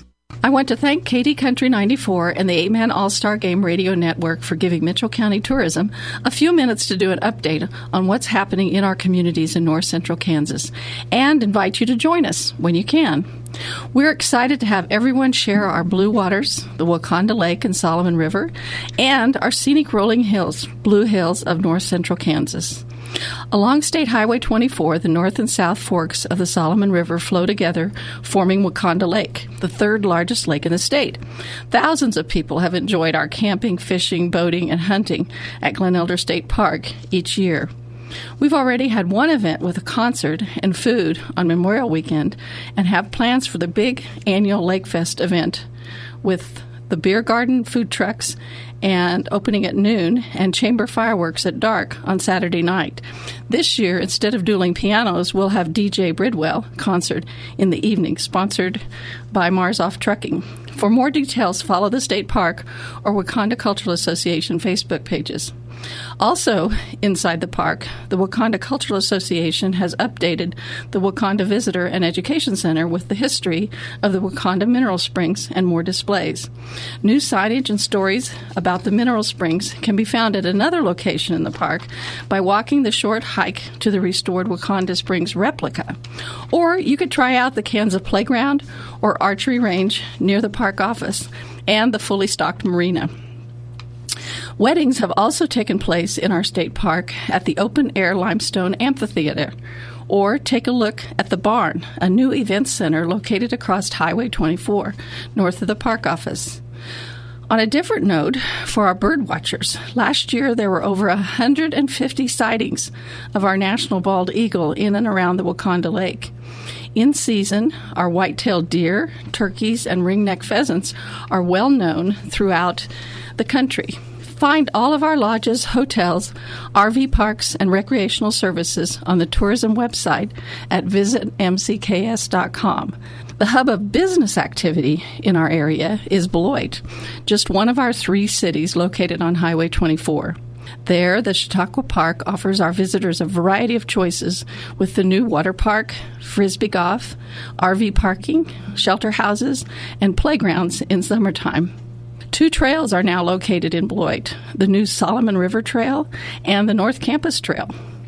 In the winter, the Isle of Lights, with over 240 displays, is visited by thousands of people yearly. There are even horse-drawn wagon rides on special weekends. The newest festival in Beloit is the Millapalooza, located all along Mill Street. Join in the fun runs, car show, flea market, wine tasting, or street dance. A full day of activities on Saturday, September 30th. If you're interested in history, the Little Red Schoolhouse is open by appointment in the roadside park on Highway 24. Of course, we also have our native limestone buildings unique to post-rock country. Take a look at the Purdue House, St. John's Church, Mitchell County Courthouse, and even Trojan Stadium, where the 8-man games are hosted. For more limestone history, pick up a walking tour brochure for downtown at one of the stops, the Kettle or S&S drugstore. For a scenic view of our rolling pasture land, be sure to drive south of Cawker City, across the causeway facing the Blue Hills of Mitchell County, traveling to Tipton or Hunter. Each small town has a cafe with delicious homemade items as your destination. Our newest biking trail is located at Tipton Woods, named for its location, rolling over and around shaded creek banks. When you're looking for a place to stay, a tasty cafe in a small town, or a meeting room for your family reunion or business anywhere in our county, the easiest way to locate the right place and town is on the website I gave you. Visit mcks.com. If you are familiar with Cawker City, you might be saying, but what about the largest ball of twine? I've discovered that it's already world famous with 50 to 100 visitors each day of the summer, and they do come from all around the world. But it's still a fun stop in Cawker City and wind some new twine on the ball, or read the history of the Stober family who started the ball on their farm. And stop at the new gift shop up the street, Igor's Auditorium and Monster Museum. For another photo op on Highway 24, stop by the shady Glen Elder City Park and pose with the Statue of Liberty or the Peace Pole that are located there. But I also know that some of you are golfers. Cawker City, as well as Tipton and Beloit, are also known for their beautiful golf courses. Cawker City's pristine 9-hole golf course is located directly alongside the lake for a great view, whether you win or you lose. So we do hope you'll discover our blue hills and blue waters as you take a drive in north central Kansas. We'd love to have you. The Schooler Company in Downs can handle your grain in a timely fashion and tailors risk management solutions for their customers by buying, selling, storing, and transporting grain and ingredients for use in feed, food, and renewable fuel markets worldwide. Call them with any questions you may have at 454-3513. The Schooler Company in Downs, wishing all of the 8-man All-Star Game participants best of luck in today's games. The Brush Art Corporation of Downs, Kansas would like to wish all of the 8-man All-Star Game participants the best luck in today's games in Beloit. And they're proud to support all area athletes and athletic programs. At Brush Art Corporation, they pride themselves on long-term personalized customer relationships with a variety of companies. Where do great brands turn to find solutions at work? Brush Art Corporation of Downs, Kansas. Proud to be a sponsor of today's 8-Man All-Star Games. What's all the excitement about? Switch to TV Now and get 2 free Amazon Fire Sticks. Watch your favorite shows anywhere you're connected to Cunningham Telephone and Cable. On TV, on your mobile device, or tablet. Get whole home worry-free Wi-Fi, 100 DVR hours, Restart TV, Replay TV, and 2 streams of expanded TV Now. Want to know more? Call your local Cunningham Telephone and Cable office in Beloit, Belleville, Concordia, and Glen Elder for details. Connect with us. Continuing to grow to meet your needs, the Guarantee State Bank and Trust Company. With 100 years under our belt, the Guarantee offers the convenient banking tools you need today. Digital banking services with the Guarantee on the go, along with the traditional banking services from the Guarantee staff you know and trust. Visit GuaranteeState.com or see us in person at any of our 9 locations in North Central Kansas. Member FDIC, the Guarantee, your community bank. There you go. And welcome back to Trojan Field in Beloit, here during our halftime show as the D2 All-Star Game. We are at intermission, and the D2 East in control with a 38-14 halftime lead. Can I have the scoring summary? Thank you. The game started, first offensive play from scrimmage. It was Isaac Detweiler of Axtell who went in motion as a wide receiver and ended up being in the backfield. It was a toss to the quarterback, Maltby of Canton Galva, to Detweiler. Detweiler then threw it deep down the field. Wide open was Kason Mastery for a 61-yard touchdown. First play from scrimmage goes 61 yards. 2-point conversion failed. It was 6-0. D2 East with the lead. After a D2 West punt, the D2 East would go on an 8-play drive. It was Maltby to Barker on the deflected pass. A 31-yard touchdown reception for Holden Barker of Lebo. After the pass was behind intended target, Mastery off a defender and into the air, caught for the touchdown. Maltby, the 2-point conversion, made it 14-0. D2 West would score again on next drive. It was just one play. Started at the midfield stripe at the 40. It was Maltby to Luke Davies on a seam pattern. Perfect pass to Davies right in the breadbasket. He ran in the final 20 yards. Maltby, the Mastery 2-point conversion, made it 22-0.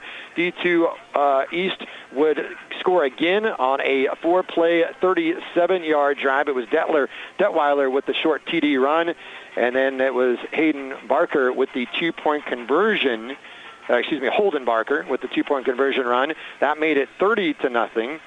And then the D2 West would get on the board for the first time. A 3-play, 33-yard drive. It was Dylan Gantz to Cade Johnson on another immaculate reception, as we talked about, on a crazy deflection off a defender, caught on the far sideline by Cade Johnson of Wallace County on the pass from Gantz to Stafford, 33 yards. That put D2 West on the board at 30-6. D2 East then would go on a 15-play, 65-yard drive. It was Maltby to his teammate for Canton Galva, TJ Kane, on a 4th down and 5 play, 4th and goal at the 5-yard pass. And then it was Barker with a 2-point conversion, made it 38-6. And the key play on that drive was a 60-yard pass from Maltby to Mastery. And that really flipped the ends of the field. And then 5-play, 46-yard drive for the D2 West, as it's a 29-yard pass from Dylan Bice to Carson Worth. 2-point conversion for Bice to Worth made it 38-14, and that's where we stand right now at halftime. 38-14, the D2 East All-Stars with the lead. Individual statistics in the first half, these are unofficial. Running the football for the D2 East Gold, Isaac Detweiler of Axtell, 3 carries for 11 yards. Garrett Maltby, quarterback for Canton Galva, 5 carries for 5 yards. And Holden Barker of Colony Crest with 11 carries for 75 yards. Garrett Maltby throwing the football in that first half was 9 of 16 for 189 yards and 3 touchdown passes. Isaac Detweiler 1 for 1 throwing the ball for 61 yards on that touchdown to start the game. Mastery is the wide receiver of choice. He is from Canton Galva, all-state receiver. 5 catches, 135 yards, and a touchdown. Also a 60-yard pass play to set up a score. Holden Barker of Colony Crest, 2 catches of 34 yards, including the deflected pass for a touchdown. TJ Kane of Canton Galva, 3 catches, 44 yards, including a 5-yard catch on that 4th and goal for a touchdown. And Luke Davies of Lebo, he had a 40-yard touchdown reception in that first half. For the D2 West Green, not much going offensively, especially on the ground. Max Neely of Dighton, 2 carries for 7 yards. Kate Johnson, Wallace County, 1 carry for 1. Dylan Bice of Thunder Ridge, 5 carries, -6. Dylan Gantz of Stafford, 2 carries for 1 yard. Throwing the football, Dylan Bice of Thunder Ridge was 6 of 7 for 49 yards, including a 29-yard touchdown pass to Carson Worth. Dylan Gantz of Stafford is 2 of 4 for 41 yards, including that 33-yard touchdown pass on deflection to Kate Johnson. Johnson, 2 catches for 30 yards total. Max Neely, 1 catch for 3. Carson Worth of Victoria, 3 catches for 49 yards and a touchdown. Josh Hildebrand of Stafford, 1 catch for 8 yards, and Taylor Anderson of Victoria, 1 catch for no yards.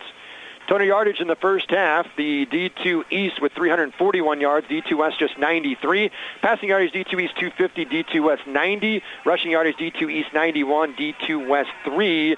Penalties, 3 for 15 for the D2 West, D2 East 8 for 55. 38-14 the score, D2 East with the lead. No turnovers in that first half. Let's go onto the field to Dusty Dinas. Yeah, we're joined by Shelby Hoppus from Canton Galva High School. You're running the offense today. It's a good way to start. 38-14 lead at halftime. Just really right out of the gates got things going. I'm sure it helps having Garrett Maltby, your quarterback there, and then T.J. Kane and also Casey Mastery, guys that know your offense to execute it, right?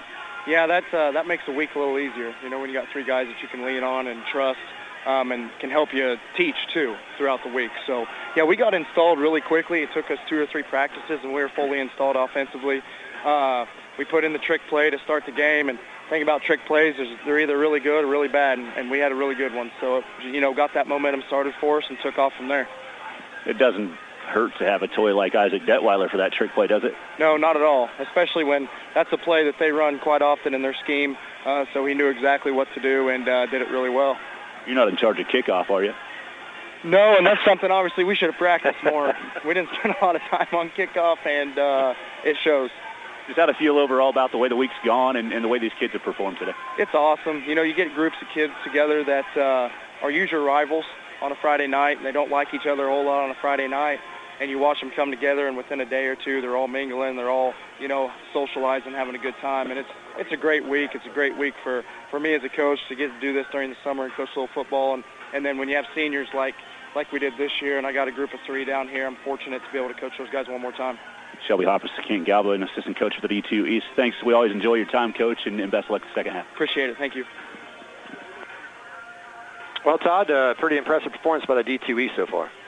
Well, yeah, and, you know, defensively, I talked a little bit about the West really settled in a little bit after the first quarter because, you know, the first 5 possessions resulted in you might call easy touchdowns for the East, but got to give credit to the coaches and especially the secondary for adjusting for this, you know, really amazing passing attack. And you got quarterback and 2 receivers that, you know, from Canton Galva that have just dominated 8-man football. So it's an all-star setting, but you have those guys that are used to playing with each other, and it's this passing attack that has been hard to stop. But I credit the West secondary, especially Tomerlin out of South Barbara, with just some great coverage and some adjustments on taking some of the deep routes away, and that has slowed down the offense a little bit. Let's go to sidelines and Dusty. Joel Struckoff with us now, a D2 West assistant coach, head coach of the Thunder Ridge Longhorns. A tough start for you, Coach, but as you kind of look at this team and the way they've kind of reacted to some early adversity, you did have some things go your way. What were your thoughts on that first half there? Thoughts on the first half were, you know, we just had to get into the rhythm. Had some situations where we don't get a 4th and 1 there. Had a false start. Just a lot of little small things went wrong for us there that first half, and then we ended the first half, you know, with a long touchdown throw there. I think we're going to get things figured out here this second half. It's just us meshing, getting into our rhythm, and just figuring things out just a little better here. You got to see Dylan do a lot of that during his career, and what was it like to see him do that in an all-star game, to have the big play and really get some momentum for you? You know, we were just super thankful to finally get a play that we got some yards on it, and just this second half, we're just looking for some more of that. this experience for you, like we talked about earlier this week, you were in the Shrine Bowl, but you didn't get to play in the 8-man All-Star game. But to have 3 of your guys here and actually be a coach and experience it, what's it been like for you here this week? Just super thankful to be around a bunch of All-Stars, a bunch of really good kids. That's one thing I can say about the West Side. These are really good kids, really respectful, work extremely hard, and I'm just super thankful. Joel Shrockoff from Thunder Ridge 8-man Division II. Thanks for the time, Coach. Thank you. All right, thank you very much, Dusty. And Wade Gerster, Todd Clover, Dusty Dinas with you, Colton Adolph, and Wade Grovewaller helping with our live video stream, 8manallstars.com.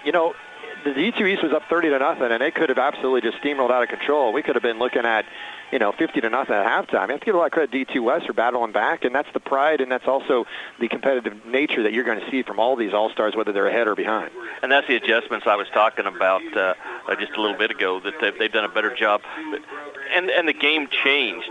There was 8.5 possessions for these teams in the first quarter. There was just lots of things going on, and it really slowed down, and I think that helped the West. Really, both teams only had a couple possessions in that second quarter, and that's more the style that the West needs. You got basically it's the high-flying offense of the East with the passing game with the West. That, they got the one big play on fourth down, but they need the game slowed down a little bit, make it special teams have created some field position for them. And, if they can create some turnovers and get the score to start this second half, then you can have a ball game. But if they can't go down and score here, to get it back within a couple scores, then it's going to be a long second half for this West team. Well, we have seen big comebacks happen before in 8-man football. There was one in a state title game a few years back that was 36-0, turned into a 66-36 final, if I remember that correctly. So even in a state championship game, we've seen an amazing comeback, so it doesn't mean it can't happen in an 8-man All-Star game either. Here is the kick is squibbed and goes all the way to the back line at the 5. And on the return for the D2 West, this is Johnson, and he is taken down by the shoulder pads by Davies of Lebo. And Coach Weltrick was talking about Davies, and he's an outstanding athlete, is Davies at 6'2", 170, 226 tackles in his career, 31 touchdowns in his high school career as well. So 1st and 10 for the D2 West. They'll start at their 15. Good coverage, just really nothing opened up there with the blocking, and that's the bad field position that you really didn't want here if you're a fan of the West. One of the things that would help the D2 West is to have a big strike play, something quick. We saw the D2 East have an 8-second and 9-second drive in the first half. Gantz, the quarterback from Stafford, rolls to the far side of the field and is upended at the 20. Hit applied there by Gosh of Norwich. Also there was Connor Schur of Osborne. His brother Mason was in this game a year ago. A gain of 4 on the play for Dylan Gantz. And Sutter in there, too. So you mentioned 2 guys, I mentioned a guy, and that's just how you play defense. You get everybody flowing to the football, and Sutter I'm really impressed with. When I see he was Basketball Player of the Year, I was excited to see him play football, see his skills. D2 West with the ball moving left to right from east to west in the green jerseys with the gold numerals outlined in the white trim. Gantz gets away from Zarbernicki and now just throws it away to the near side of the field in the D2 East bench area at the 39.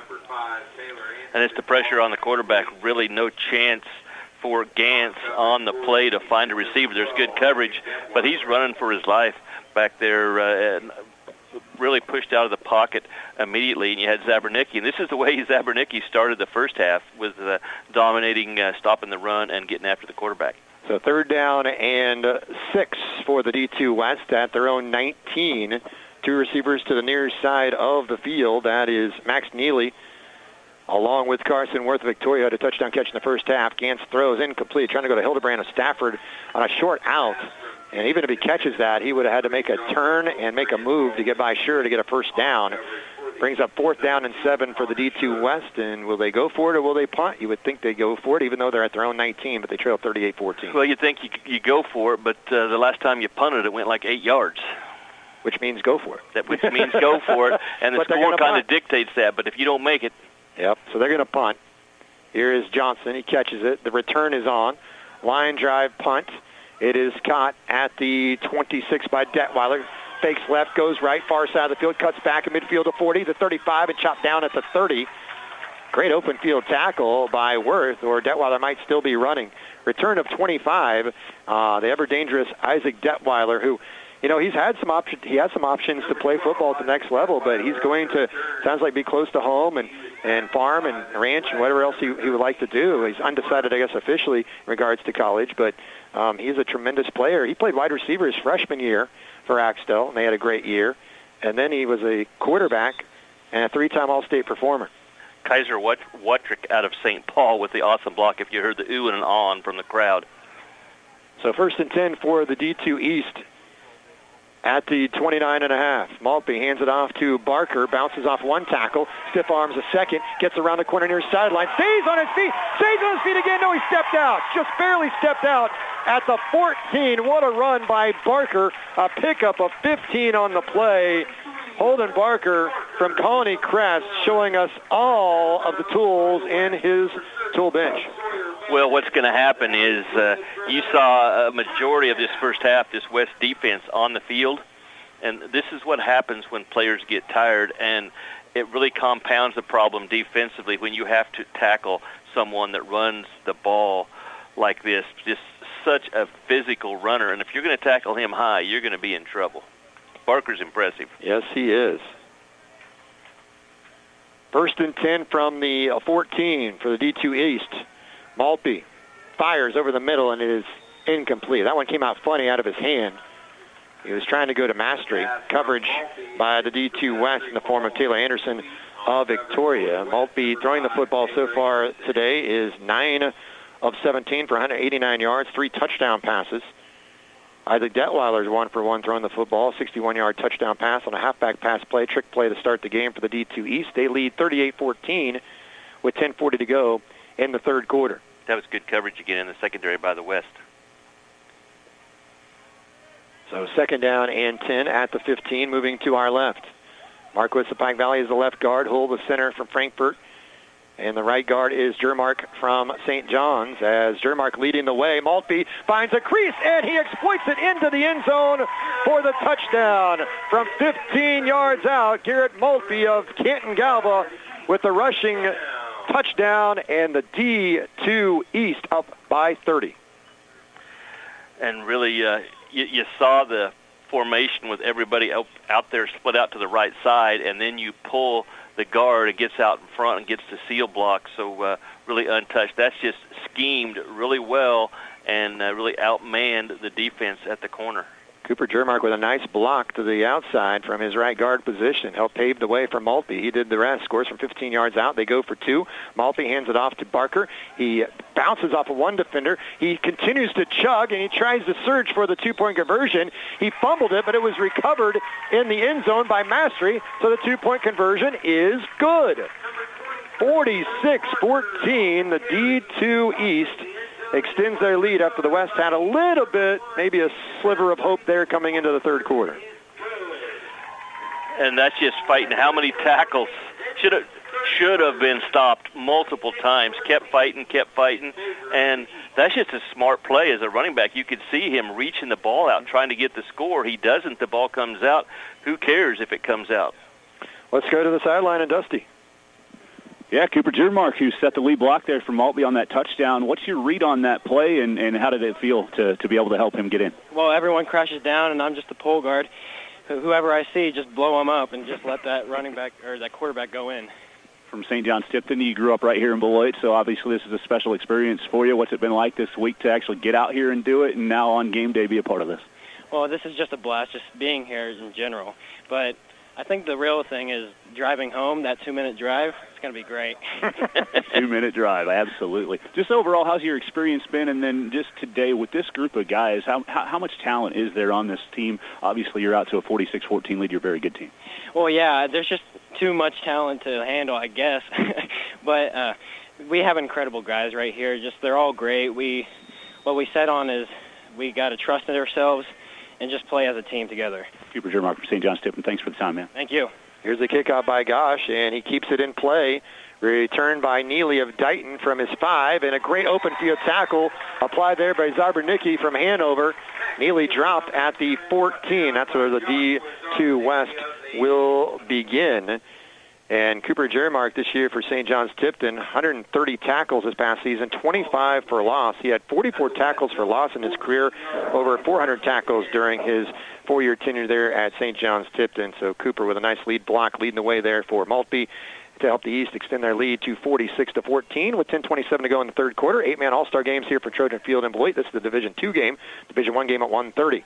Back to throw is Gantz on an out to Worth, and Worth fighting for extra yardage. Gets to the 20, a gain of 6. Isaac Detweiler comes up from the secondary, obviously out of Axtell, and makes the play. So it was a pretty good pass rush, but there was a pocket created by the offensive line, and quarterback steps up, makes an accurate throw. Good start to the drive by the West.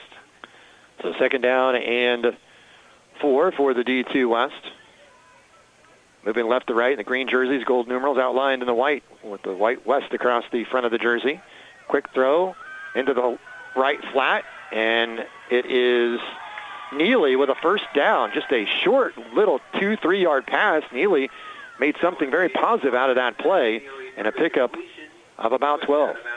Yeah, you had some missed tackles there, and Neely out of Dighton creates much better field position for the West offensively, and I was just going to make a comment about the open field tackles, how good it's been on kickoff coverage, but now defensively we're starting to see some missed tackles. Which we see almost every year in 8-man games. You know, when we get later into the contest, gets a little warmer. It is muggy out there after the rain yesterday. Here's a toss play to Worth, and Zarbernicki is there to gobble him up and spit him out. Nice pursuit by Zarbernicki from his linebacker position. By the way, Zarbernicki does not miss tackles. No. No, he doesn't. He's a DN / linebacker. A lot of these DNs, these DNs are in essence, outside linebackers. They could play coverage if they need to. They can just put their, just pin their ears back and go after the quarterback. That time, Zarbernicki was able to wrap him up for a loss of a couple. And he made the form tackle on the kickoff coverage. So a loss of a couple on the play. Second down and 12. Gantz back to throw. Over the middle and off the hands. He was early. And there'll be pass interference called here on Trey Peters of St. Paul. He doesn't agree, neither do the D2 East All-Star fans. As they're trying to go to Cade Johnson. It was a bang-bang play and nearly hauled in, but they do call the interference. Great coverage just a little bit early on the play. He was running right at us from the other side, and you could see he already goes into the tackling motion and creates contact for the balls there. And, if you're coaching defensively, you can't complain about getting there a half second early. That means you have really, really good coverage on the play. The timing just wasn't quite right defensively, just a hair early, but you have to do that. Sometimes you might be a little early, but make the official have to make the call. First and 10 at the 28 for the D2 West from the far hash mark. Moving to our right. Here comes the blitz, and nowhere to go for Gantz. Coming in is Austin Bailey of Lebo, Zarbernicki off the edge. Also there was Kaiser Wuttrick of St. Paul. There is no chance for Gantz. He loses 4 on the play. Well, you're seeing lots of passing going on now, so you have a linebacker blitz out of Wuttrick on the play out of St. Paul, and he's the one that blew up the play, and then everybody else just makes the tackle. But that was a blitz because you're seeing lots of passes, so you brought the linebacker. 2 receivers to the near side of the field. Eli Wilkinson is the right guard from Dighton, the left guard Case Nancy of Santana. Here's a short pass to the near flat to Neely. Picks up the yardage that was lost in the previous play, a gain of 4. Neely from Dighton, we mentioned a 3-time 1A state pole vault champion. He's going to take his pole vault exploits to Emporia State for track and field next season. By the way, the center is from Mineola on the offensive line for D2 West, Ryan Renner. I want to mention those guys in the trenches. Sometimes they're overlooked, whether it's a regular season game or an all-star game. And you saw the rodeo guy going to Oklahoma A&M, Wuttrick, with the flying his body around just like he would be a cowboy. He's a calf roper, and he is able to lasso the offensive players when he plays on defense, no question. Pump fake, Gantz, high lob, pass to the end zone, incomplete. Detweiler was all over that pass attempt. Good coverage on Taylor Anderson of Victoria.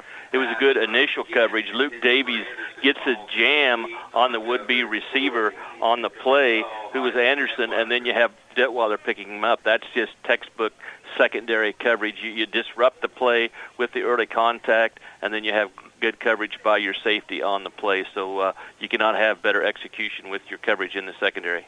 Brings up 4th down and 9. Clock stops on the incomplete pass That defense out there, Austin Bailey at nose guard for Lebo, Jay Skosh of Norwich at D-end, Josh Cybernicki of Hanover at D-end. Here comes the blitz from the linebacker. The throw up in the air and almost caught far sideline the end zone. That was a loft ball. That was like a pitching wedge on the golf course by Gantz, and it nearly was hauled in on the far side there by Kate Johnson of Wallace Springs. I should say Wallace County, Sharon Springs. But gave the receiver a bit of a chance there. There was a little bit of pressure coming up the middle on Gantz as Kaiser Wuttrick and Trey Peters. I think it was actually Trey Peters that was coming in on a blitz. So it brings up third down. Actually, that was a fourth down play. So first down and 10 for the D2 East. He threw it about the only place because of the coverage that it could be completed. The receiver just could not quite bring it in.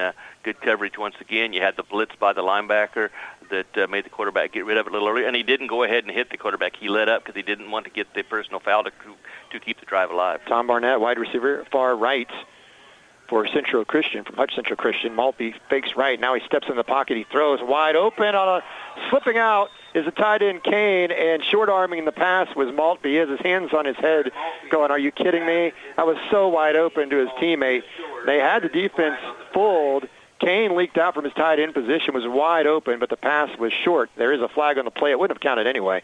Offensive holding. Well, it was really slow developing play, and there was no pass rush. Maybe there was no pass rush because guys were getting held on the play. And then you're right. Then eventually Kane does leak out, and he's uncovered. And he's not the guy you want to leave uncovered because he came out late, so people were flowing to different areas of the field in their coverage because Kane was initially blocking on the play, and he was wide open. It was going to be a huge play.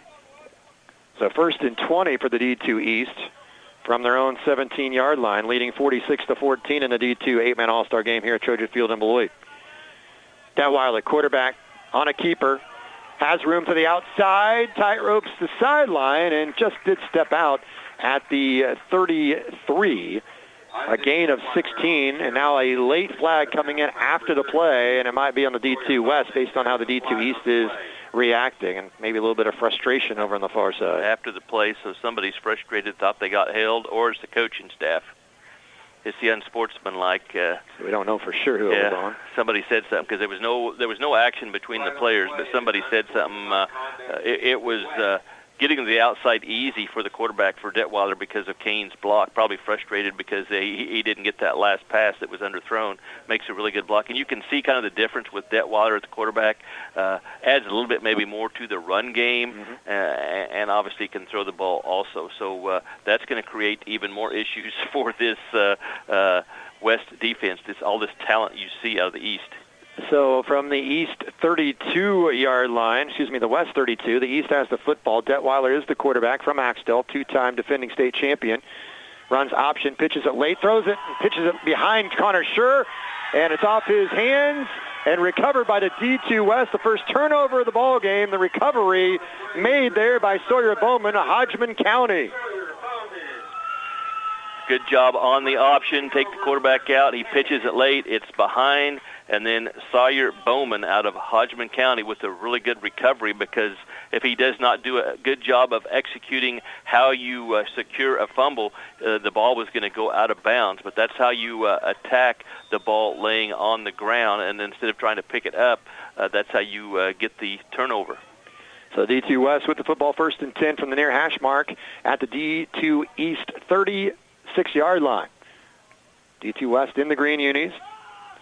Bice fakes the option, keeps it himself, Dylan Bice of Thunder Ridge, and the Longhorn able to burst free out of the pack. He's at the 15 and down inside the 10 to the 8-yard line. A 28-yard pickup for Dylan Bice. It looked like he was stopped, and just like a Longhorn, he batters his way down the field for a 28-yard pickup.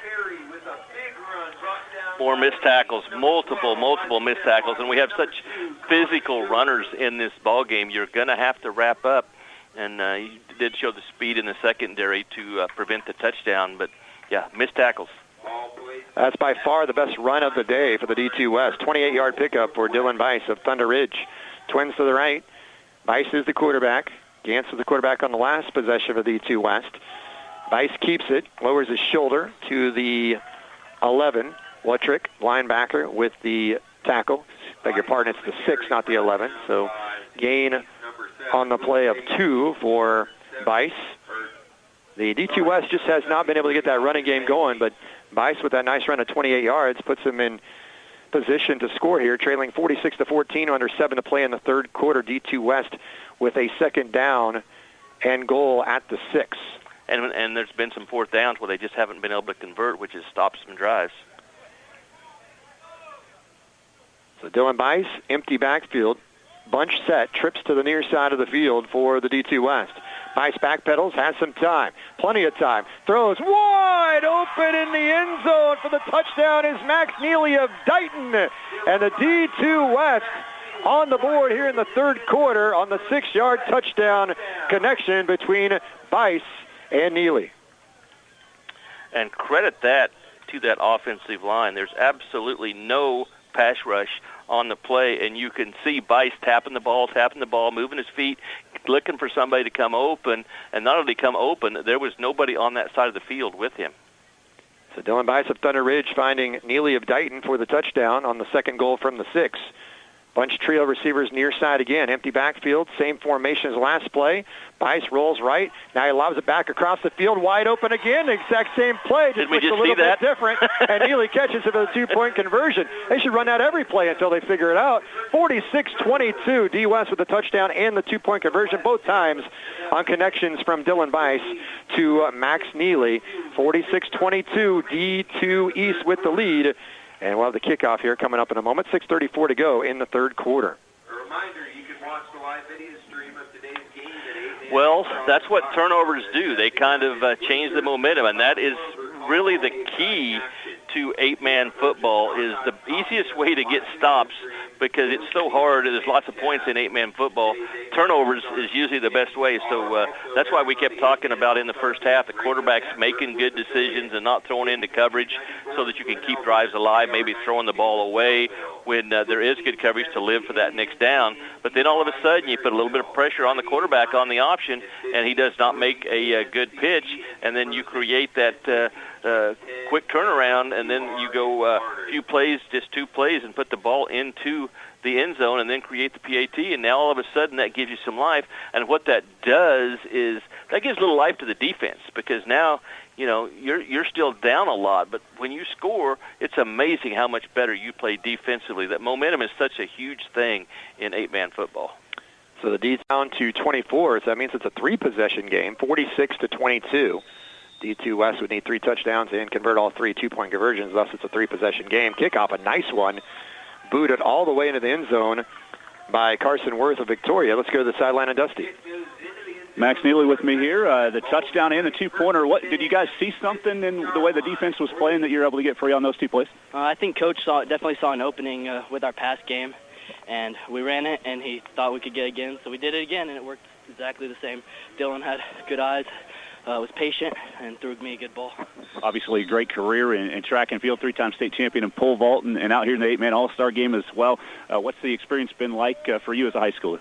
I've loved it. I've learned so much, so many lessons through football. Especially I love football just as much as I love track.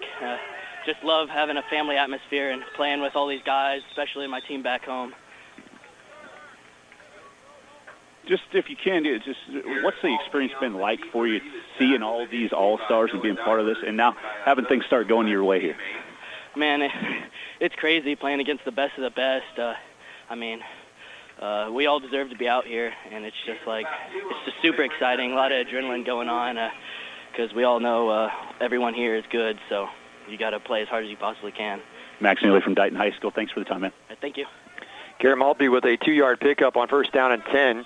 So it's 2nd down and 8. Mastery goes in motion, and we have a flag from the far side. A false start, legal motion there called on the D2 East.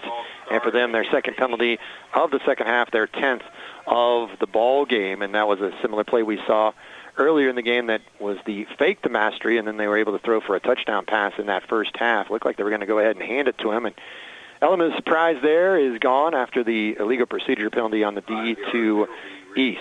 Yeah, he had a couple issues. The split end on the far side wasn't on the line of scrimmage, so he starts to move up. So he was moving, plus you had the guy in motion, so you had 2 guys moving, and they didn't both get reset. So either way, you were going to have a penalty on the offense. Dalton Bice, twin brother of Dylan Bice, is the defensive end on the right side, number 20 in the green. Second down and 13. And the throw is over to Evan Bussing. That is his first catch of the game to the 23-yard line. A gain of 11. Such a timing route, and just put yourself in good situation on third down. I have a view of the receiver's route and the quarterback, and the ball is already out of the quarterback's hands, and the receiver has not stopped and done his out part of the route yet, and the ball is right on the money. And people think, oh, that's so easy. No, it takes a lot of work, and these are guys that are not on the same team, so just really good execution. So third down and 2 from the 23 for the East. Play action. Maltby throws off his back foot and right through the hands of Mastery. He usually catches that, but he felt a little bit of pressure as you had Taylor Anderson coming in to hit him low. Mastery can't hang on, incomplete. Yeah, it's a play that Casey Mastery every time is going to tell you he should catch, but the ball was not accurate because of the pass rush, and that's what disrupts passing games. You got to get after the quarterback a little bit, make him move his feet, and it was not quite as accurate. So, now it's an all-star game. It's 4th and 2. You don't have your opponent has a little bit of momentum, but probably not going to punt here, as you see in the formation. 4th and 2 for the D2 East at their own 23, leading 46-22. D2 West needs a stop here. Maltby throws, and it is incomplete. Trying to go to Mastery. Good coverage by Tomberlin, who looks around to see if there's a flag. There is none. And a D2 West will take over at the D2 East 23-yard line, trailing 46-22 with 5:01 to go in the third quarter. So a big stop for the D2 West. And we talk about how 8-man football, you can come back in 8-man football. We see all kinds of swings, sometimes almost like volleyball, where all of a sudden there's one big play, a kick return, a pick six, a fumble recovery, maybe a big stop on 4th down. So here the D2 West takes over from the near hash mark, moving left to right in their green jerseys at the D2 East 23, trailing 46-22, but we still have 17 minutes to go in this game. Twins to the near side. It's Bice on the option, and the option really hasn't worked too well today for either team. Bice is tripped up there. Zarbernicki of Hanover. Bice is slow to get up. No gain on the play. Well, if you remember watching LT play for the Giants, that's exactly what happened. He runs it down from the backside, Zarbernicki. Let's go to the sideline, Dusty. Dalton Bice with us from Thunder Ridge. A huge stop for the defense there to get this one, and you got a little momentum going. What's it feel like out there right now to have things going your direction? It feels great. Getting what we want right now. Feels really good. Just overall, how's the week been for you to be here with Dylan, your brother, Caleb, and Jill? This week's been great. Making memories last a lifetime, and building friendships, and getting to be with them guys is really nice, and it's a great experience. And an incomplete pass there from Gantz. Just overall, take me through your career in high school and what you're able to accomplish at Thunder Ridge. Just a great 4 years, and it culminated with a state runner-up. Well, when I started high school, I just played defense, and then moved up from there, freshman year, and it's really been great playing for Thunder Ridge and achieving what we have achieved, and getting to where we had got to senior year. Dalton Bice from Thunder Ridge. Best of luck the rest of the way, man. Thank you. Third down 10 for D2 West after an incomplete pass. It was intended for Taylor Anderson on a short dump off, and now the handoff running right. This is Kay Johnson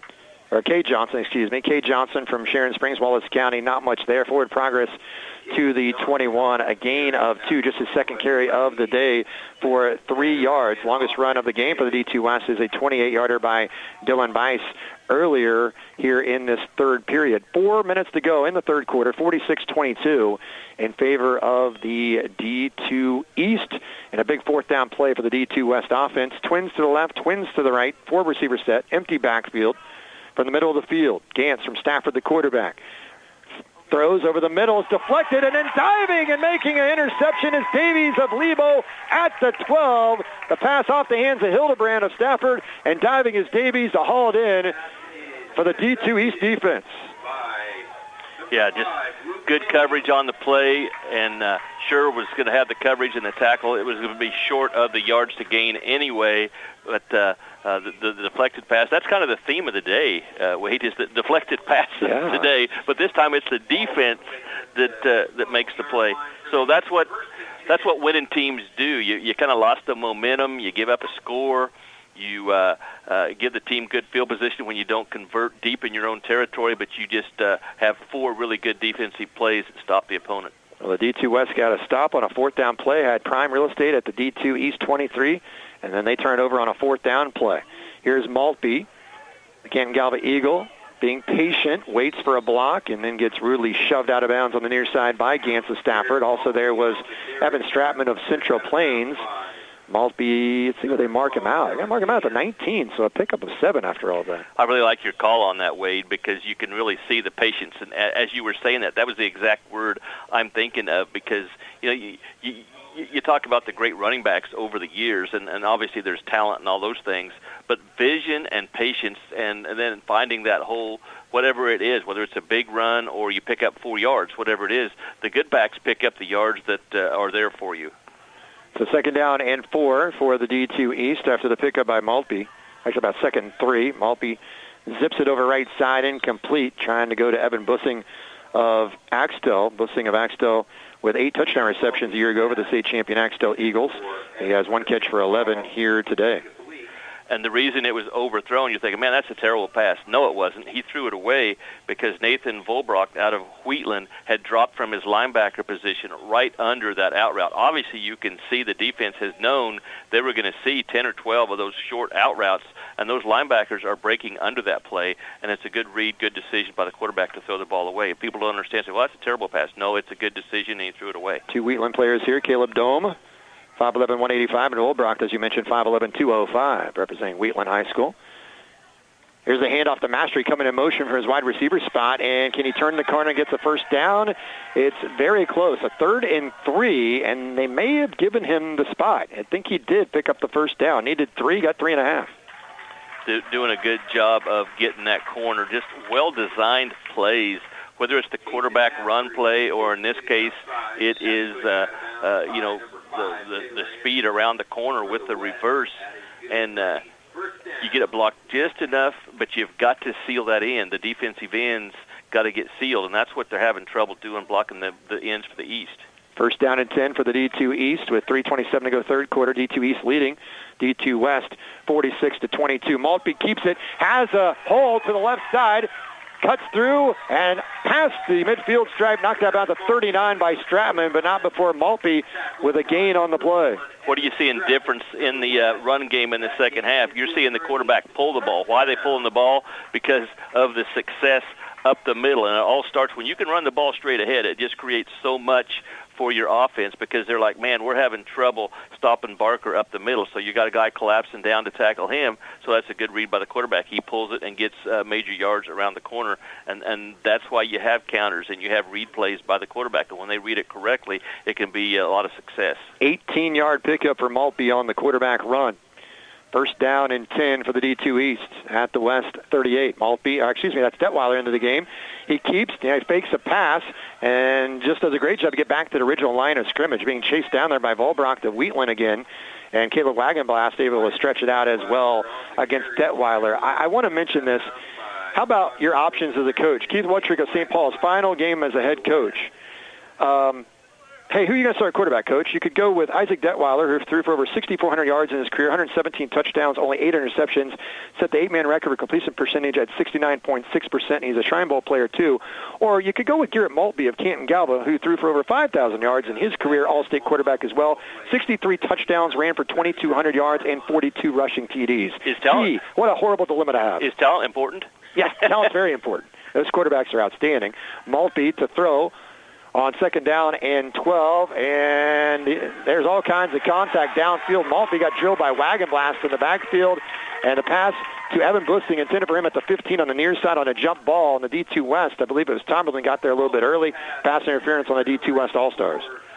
Well, the good news for the defense for the West is you got really good pass rush that made the pass really underthrown, because if you don't get the pass rush, it's a touchdown because he's 6-8 yards behind the secondary, and it's going to be an easy touchdown.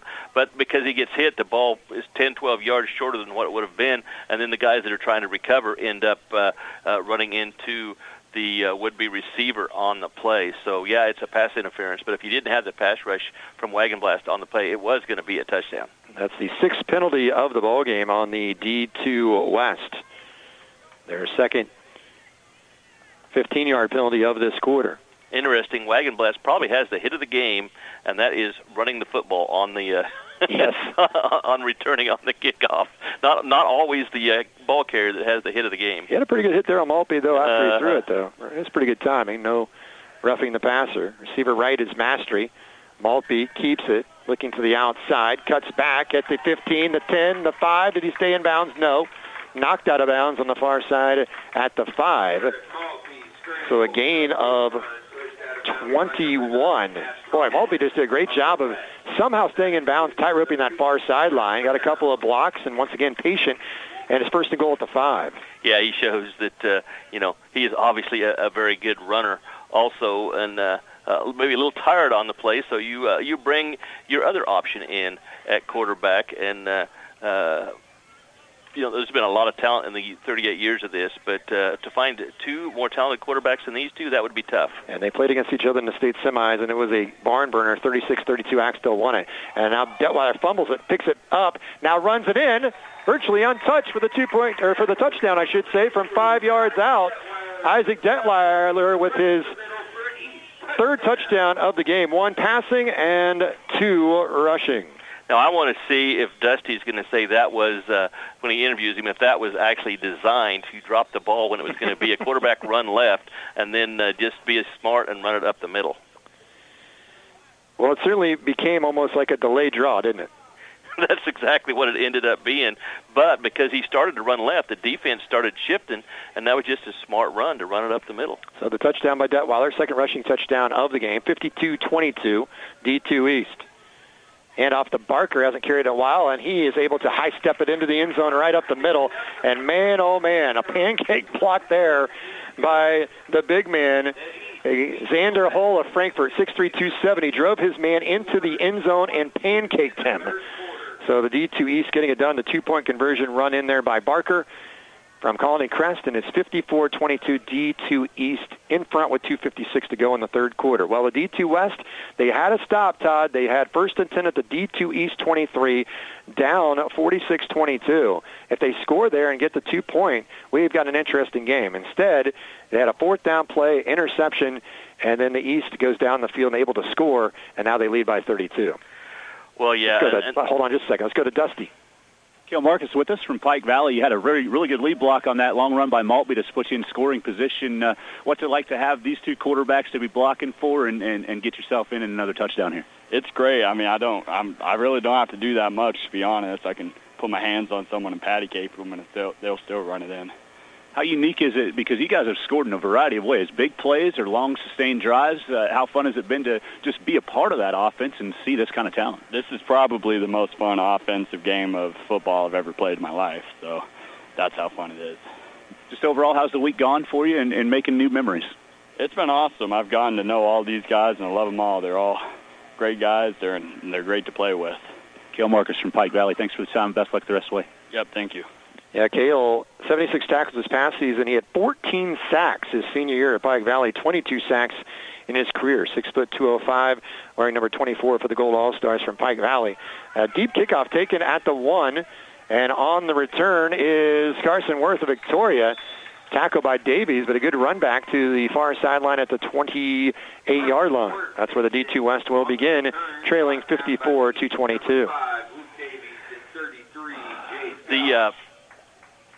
The offense of this East team, I talked about with Detweiler, the quarterback in the run game, and of course I did not mean that your other quarterback couldn't run the ball, because Maltby can do that also. And defensively, when you have to prepare for a team like this with all this talent, it just stresses the defense so much. So first and 10 for the D2 West. The Green All-Stars moving left to right here in the third. Here's a handoff, and there's just nothing doing. They go to Johnson, and Zarbernicki flexing a little bit in the backfield. The Hanover Wildcat. He says, I got this handled. That was 3 tackling 3, a loss back to the 22, a loss of 6. My vote has already been tabulated for Defensive Player of the Game, if you can do that in the third quarter, because that has been Zarbernicki. Because anytime something goes his way, it does not work. Remember the Hanover Wildcat Ship, I believe it was, yep. 2 years ago, was dominant, and he was super dominant in that game. Had, I think, 15 tackles. Second down and 16. Gantz to throw. It is caught by Neely, drilled immediately by Davies of Lebo. Neely took one right in the kidneys there. Hopefully he's all right. He gets up. A pickup on the play to the 28. So back to the original line of scrimmage, gain of 6. And, you're seeing some success in the passing game, but I have just really been impressed by both teams in this secondary. I mean, it's hard to stop all this talent, and that's just perfect timing. Literally, as the ball gets there, he just drills the receiver on the play. So, and what that does is, you picked up a few yards, but the next time that ball's getting to that receiver, you know what he's thinking about? Mm-hmm. Where's that guy coming from that's going to hit me again? And that's all of a sudden the ball maybe is not caught. You might start looking a little early. Luke Davies, Stetson Setter of the corners. The safety is Detweiler. The pass is tipped by the defensive end. Zarbanicki on the rush and almost intercepted diving try by Wuttrick. Incomplete. And guess what? If he doesn't make that deflection, there's three guys breaking on the ball defensively. They had that sniffed out, not only with the pass rush, but that could have been a pick six because there was guys really breaking on that. You think they've scouted what the other teams are going to run on situations, even on short yardage? They've been really, that's one of the keys in this game has been the defense of the East on short yardage on fourth down or third. Minute 21 to go, third quarter. D2 West will punt down 54-22, faced with a 4th and 10. Good punt. Taken there by Detweiler. You're just waiting for him to break one, aren't you? To the far sideline to 20. Turns it upfield 25-30. Cuts back, stays on his feet to the 36. There is a flag on the play, more than likely a hold on the D2 East return unit. One of the things that Detweiler, I've noticed 3 or 4 times, he starts to run the ball straight up field, and what he's doing, he's setting up his blocks because there's been some nice walls that they have had to get him to the outside, but to do that, he is really patient and gets those guys to come right at him, and then he breaks to the outside so he can get to that wall that's been there for some nice returns. This time, anytime you're trying to get to the outside, usually you have a block in the back, which I'm guessing that's what they're talking about to see if it was legal or not. And they're going to wave off the flag. 1:09 to go in the third quarter. 54-22 in favor of the D2 East All-Stars, the gold leading the green. D1 All-Star game coming up at 1:30. Pre-game scheduled for 1 o'clock. Although this game, we're still in the third quarter, and we are at about 12:20. So let's go to the sideline and Dusty Dinas. Connor Scher with us from Osborne High School. Big stop defensive leader, forced a punt after they had started gaining maybe a little bit of momentum. What was it like out there? What did you see? Right. I mean, it's the same game plan all game. I mean, you got to read and react. That's kind of our game plan. Make sure nothing deep and just keep doing what we have been doing. Got to stop. They got a little momentum, but I mean, we shut that down. So, yeah. We're gonna run a play here. First down and 10, handoff to Barker, and he runs hard as he always does. It picks up positive yardage. Tripped up by Wagon Blast. Also there on the tackle was Stratman of Central Plains. Barker a gain of almost 7. Connor, how fun has it been to be playing on a defense with guys like Zarbanicki that are flying around? You guys can just do your own job and have fun. It is a blast. When everyone's doing the job, everything just comes together. It is so fun. I can't even express how fun it is. It's just a great time. How much does it mean to you to represent Osborne out here? Oh, I'm so honored. The Osborne tradition out here has been really good. I mean, there's so many great athletes come out of Osborne. I'm just happy that I can be one of them. Connor, sure, it's been a great time following you throughout the career. Best of luck the rest of the way. All right, yep, thank you. Yep, the Scher family. There have been a lot of Schers that have been good players over there in Osborne over the years. Second down and 3.5. Maltby fakes right, runs left. The quarterback for Canton Galva has a first down for the D2 East, angling to the left side. Brought down there by Stratman of Central Plains, but not before a first down. A gain of 11 for Garrett Maltby. That's a read once again, and the person he's reading is the defensive end, who is Dalton Bice on the play. When he crashes down, you pull the ball out of the running back and take off as a quarterback around the outside, and Bice crashes down, which is his job, and then you just run it around the corner. And you have to crash down because they can't stop that inside run game. D2 East is going to go ahead and wait for the third quarter clock to expire. At the end of 3, D2 East, the Gold All-Stars 54 to D2 West, the Green All-Stars 22. Back at the fourth quarter after this 1-minute break on the 8-Man All-Star Game Radio Network. Back in 60 seconds after this. Your tire headquarters is Thompson's OK Tire in Beloit. For light truck to car to tractor, if it's a tire you need or if it's tire related, like balancing or repair, stop by Thompson Tire. Plus, they can align your car's front end and save the life of your existing tires. For new tires and wheels, see the staff at Thompson's OK Tire in Beloit, a proud supporter of the Beloit Trojans and the St. John's Tipton Blue Jays. Wishing them good luck this season.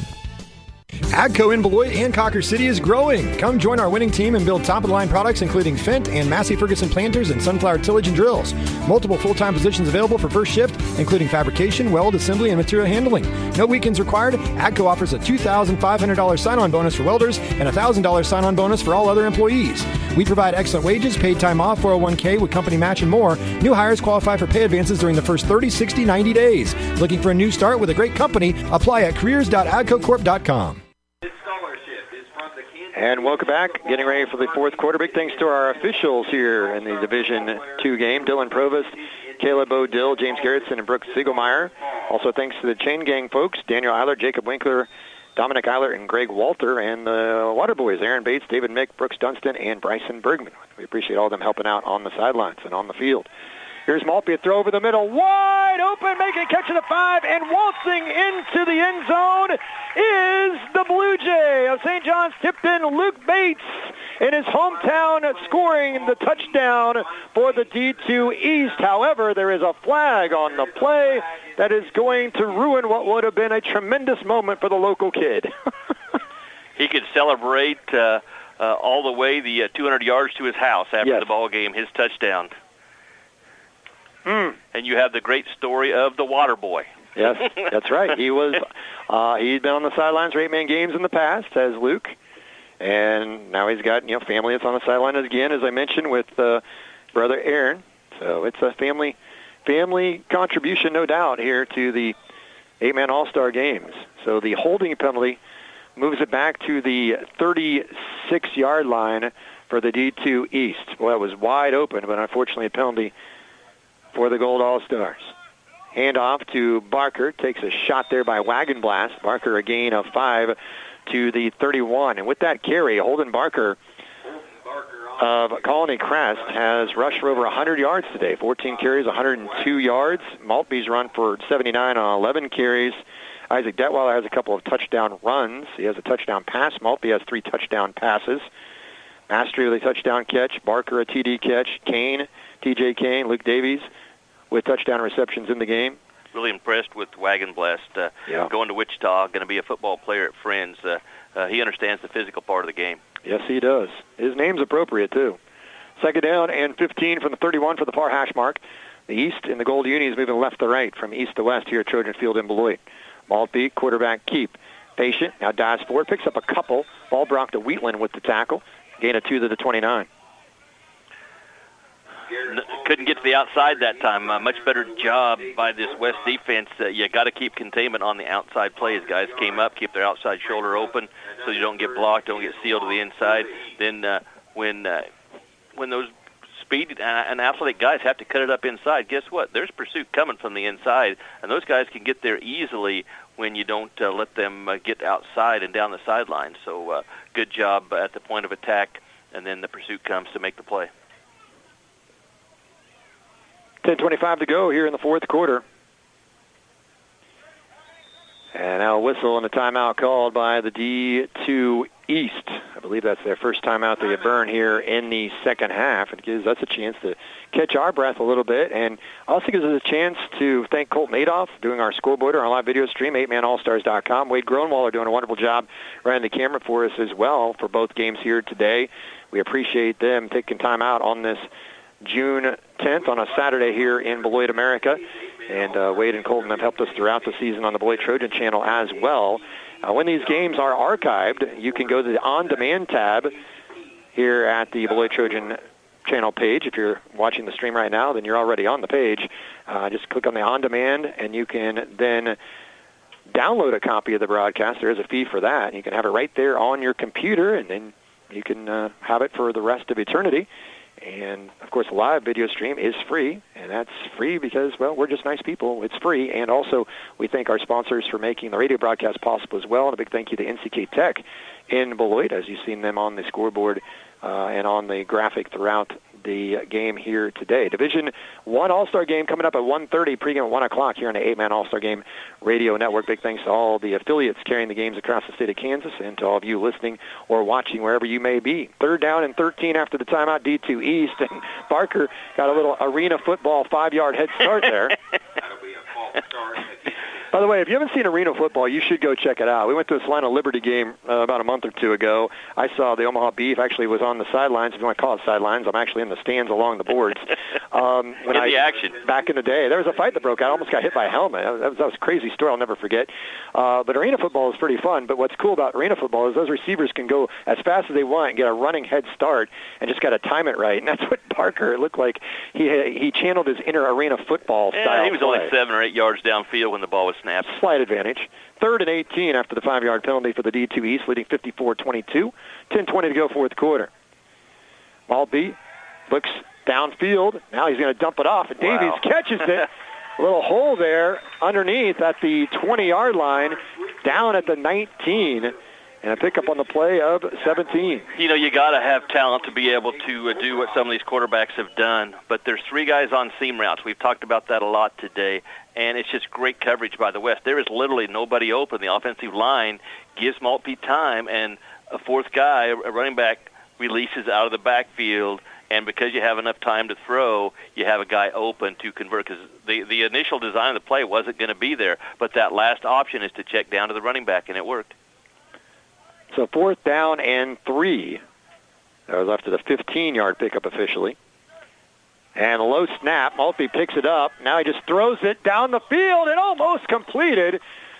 Jump ball there for Mastery. Coverage applied by Tomberlin. Also back there, Zayden Pierce. And Maltby, such a heady player. He knows I can't just dive on that football like I normally would and live to fight another day because it was 4th down. So he literally picked it up. He was about ready to get annihilated, and he just threw it up for grabs. But at least you have a chance for a crazy deflection, which we've seen 2 crazy deflections for touchdowns already today. Yep, and the secondary has the perfect coverage. And he looks to see if there was going to be a penalty, and there wasn't. Let's go to Dusty. Evan Stratman of Central Plains with me here. They thought they had a touchdown, but they had a penalty. You were able to get the stop here and hopefully get things going in the right direction. How'd that feel to get that stop? It felt really good. It's just a really good part when everybody decides to come together and play as a team and not focus on the bad side of it and focus on the good. Dylan Bice with a pass to Carson Worth of Victoria, and a gain of 8 to the 27. Evan, a lot of Central Plains kids have actually obviously had the opportunity to play in this game. What does it mean for you to represent the Oilers one last time here and be part of this special week? It means a lot to me. Just the feeling deep down that I have and the gratitude for everybody that chose me and is willing to put me out there for my school. How exciting is this group to play with? It's really fun. Everybody has good spirits. Everybody's really good people, and I'd see them further down the road to be pretty good friends. Evan Stratman of Central Plains. Thanks, man. Thank you.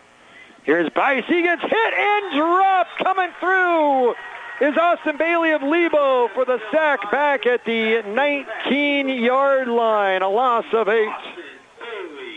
He was pretty interesting. Early in the game, he made a play, and then there was a timeout. And as he was coming to the sideline, he was you could see his gyrations. He was showing how he made the play. So I'm watching him here after he made his sack, and he's just kind of taking his congratulations and headbutts, and he's ready for the next play. The headbutts, gotta love it, unless it rings your bell too much. Twins to the right. On 3rd and 11 for the D2 West. Backpedaling is Dylan Bice. Now he's directing traffic. Takes a gigantic shot. And the pass is completed. And it'll be a roughing the passer penalty on Gosh of Norwich as Bice, his mouthpiece was dislodged on the hit. What a hit by Gosh. And also Wottrick is back there. And Bice stepped in and threw it for a first down. Completed the pass. What a throw and catch there. Who was it on the catch again? Was that Neely? I think it was Neely on the play. I was watching the hit and the penalty, and it wasn't. Call is roughing the passer. Yeah, it definitely wasn't late, but he did kind of stick his part of his helmet into his shoulder pads. So that's something that is going to get called a lot anymore, but he was definitely on time with the hit, and it was a huge hit. You know, we're seeing a lot of points in this game, 54-22, but the physicality I've been so impressed with. There's guys that are hitting each other, whether it's blocking, tackling, whatever the case may be. The physicality of this game has been very impressive, and also the running of the football. So it was a 19-yard pickup by staying taking that shot as he was flushed to the near side of the field, then tack on another 15. Now Gans pump fakes and dumps it off right flat to Worth. The Victoria product pass the 25 to the 24, a gain of 5 on that pass play. Worth now has 6 catches for 68 yards, but that was a 34-yard play because Bice, man, his mouthpiece was discarded. It just went flying. Now, I don't know if it was on the side of his helmet. He didn't have it in his mouth. Either way, it was just an impressive hit, but they called it a roughing the passer penalty, just a hair late, and so I still don't know how Bice completed that pass. Give your receiver a chance. That's right. Neely with a great block on that last screen pass out of Dighton. So second down and 5 with the ball at the 24 of the D2 East.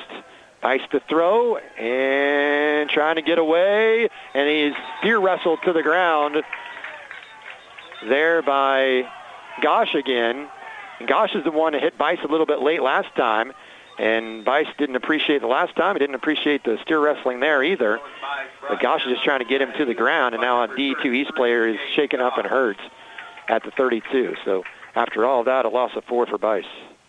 Yeah, really got after the quarterback. I think maybe there was a couple guys trying to get some fresh guys in there defensively, and you had some immediate penetration defensively. I actually think it was Barker if he's out there, but it was somebody different that got the immediate pass rush, and then you get the hit on the play, and you know Bice after the hit that he took was a little emotional after that play. I mean, it was just a good sack, and you know, your emotions come out. You like the guys that are emotions just as long as they don't take them too far, and they didn't.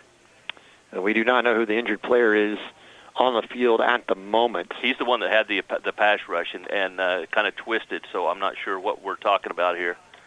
I don't know if Dusty can tell who it is or not down on the field. If he can wave at us, but I don't think he can. I thought it's an Eagle logo on the side of the helmet, but we've got various teams that are Eagles, so that doesn't actually help us solve that puzzle. So we'll wait and find out. This is when I need to have my binoculars. And then we got the white number. Yeah, I think I know who it is, but I'm not going to say. On the gold jersey. So light number on light jerseys is never a good thing, and that's going to be changed by high school standards, I think either this upcoming season or the year after, where you have to have, and that's great to see, as the player that was shaken up for the D2 East is Holden Barker from Colony Crest, and that is good to see that he's up and he's walking under his own power, a little gingerly, but he doesn't need assistance, and that is great to see, and he's played a whale of a game. He's rushed for over 100 yards today. Almost walking like a cramp. Yeah, always important to stay hydrated. Especially for the next game. Yeah, exactly. I was thinking the same thing. But as much as the fluid you put in, sometimes you actually kick out more than you put in, no matter how quickly you try to drink and how much ounces or pints or whatever you put in your body. And he had that initial pass rush, and that's a running back they put in there in the defensive line to get that pass rush. Just a good decision by the coaches. All right, they're supposed to wind the clock, but the scoreboard operator is not winding the clock. Here is the handoff to Neely running left, and the Dighton product is shoved out of bounds at the 25. A gain of 4 for Neely, who has 3 carries for 11 yards. He has 6 receptions for 52 and a touchdown. You know, you worked a lot of these games, and this is where sometimes you have a little bit of the emotion. Obviously, you have the score that can make a difference, and you know whether you're winning or losing, some things can happen, and it's for almost all of them their last football game. So, you know, even if the win or loss might not be in doubt right now, these guys are getting after it because they know this is it for them.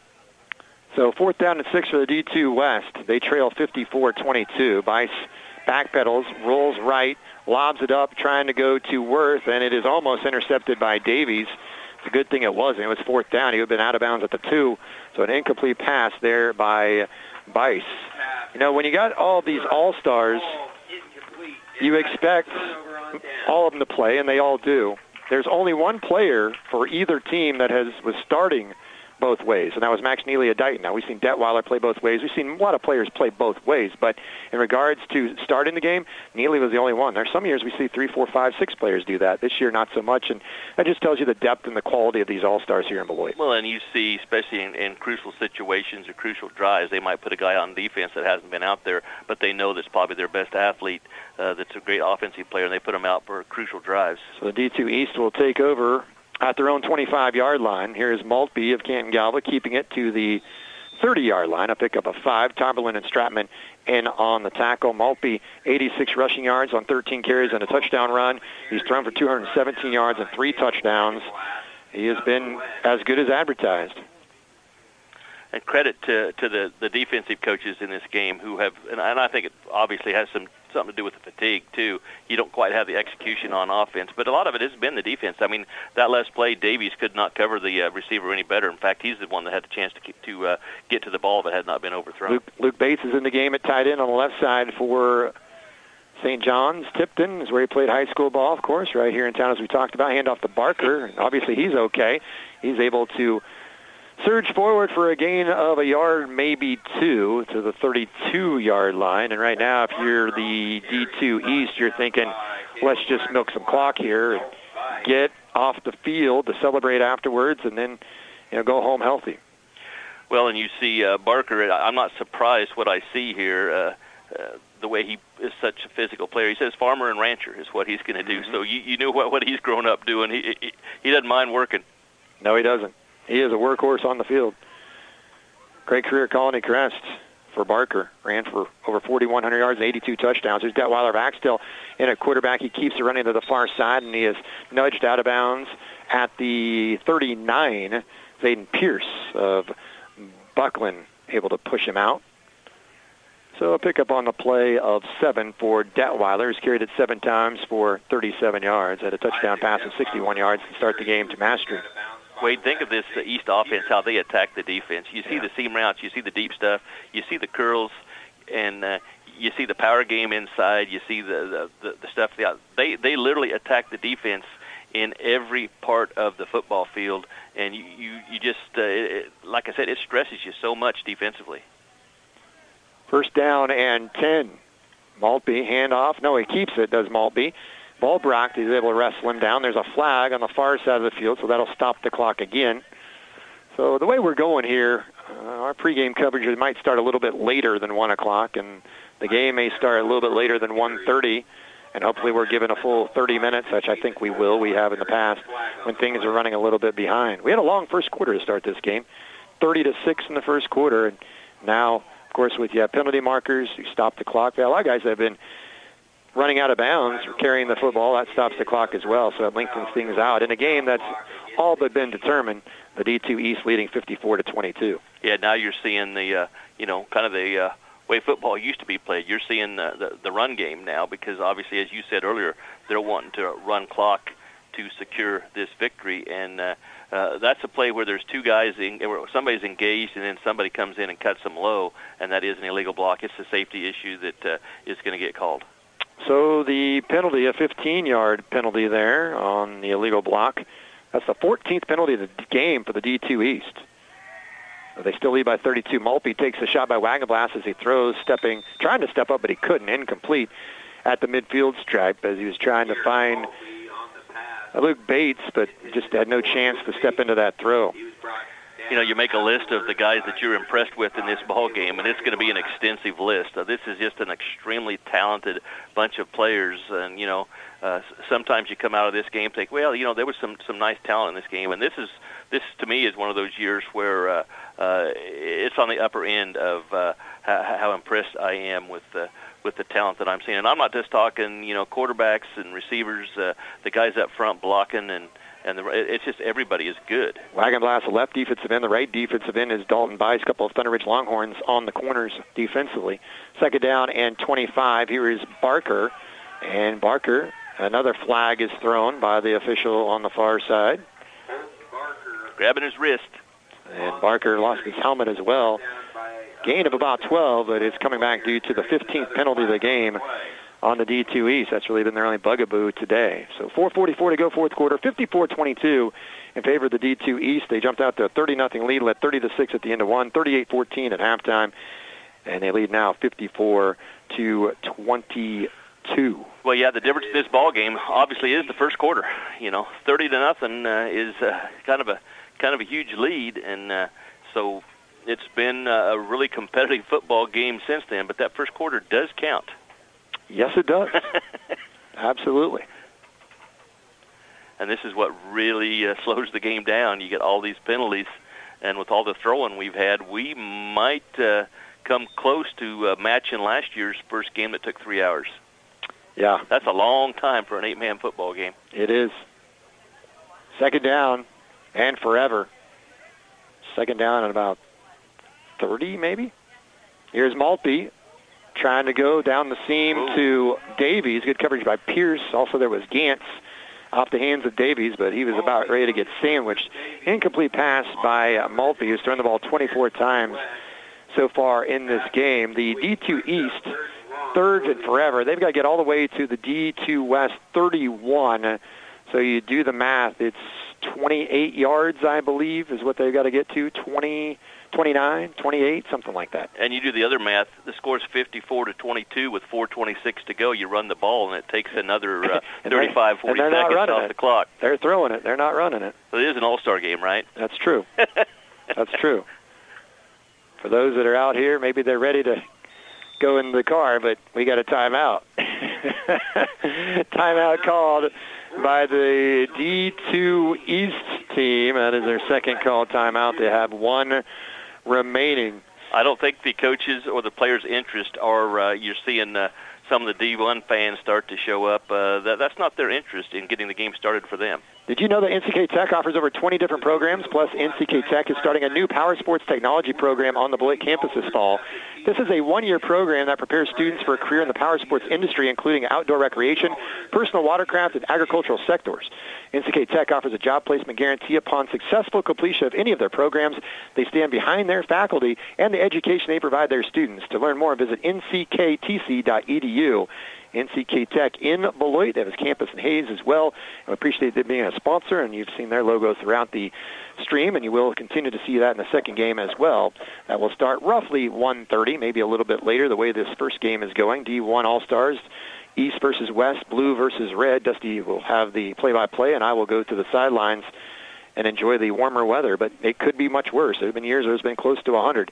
Expect a high of 87. It was 68 at kickoff earlier this morning. You mentioned impressive players. Wagon Blast of Thunder Ridge has certainly been a guy we've called out a lot. You mentioned Zarbernicki of Hanover. Third down and 29 for the D2 East. Maltby, quick pass, wide receiver screen to Davies.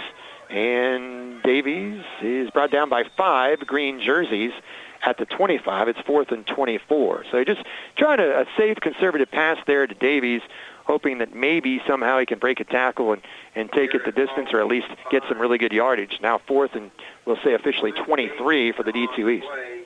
Yep, and they know that the ball is going to be caught and the clock's going to be running, and that's their main objective after that play is over. Whether it's just a draw play or, better yet, throw the screen pass, you know that pretty much 100% going to get caught, and you're going to take another 30, 40 seconds off the clock. That's just smart football. 13 players in this game had some kind of all-state recognition on the football field, 7 on the East, 6 on the West. Here is the punt. That's the first punt of the game for Zarbernicki. Holy cow! He booms it all the way down to the 2. Left-footed kick, and being wrestled to the turf at the 5 is the D2 West, as Detweiler is down there along with Watrick, and of course Watrick is going to rodeo in college, as we mentioned, and there was just no chance there for Taylor Anderson to return that one. What a punt. And the D2 West will start at their own 6-yard line, trailing 54-22.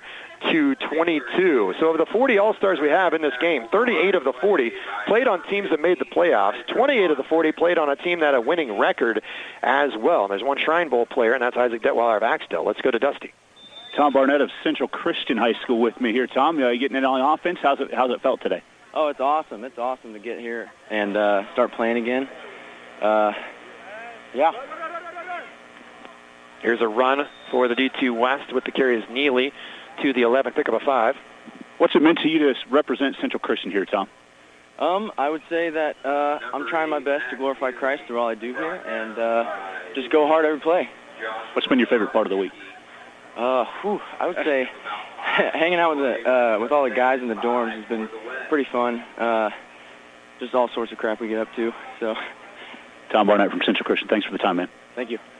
Here's a handoff, and trying to make something out of nothing is Johnson from Sharon Springs, and he gets a yard after doing a lot of dancing because there's a lot of defenders in the backfield. There's a flag thrown from the far side official who's been very active in throwing flags here the last 5 or 10 minutes.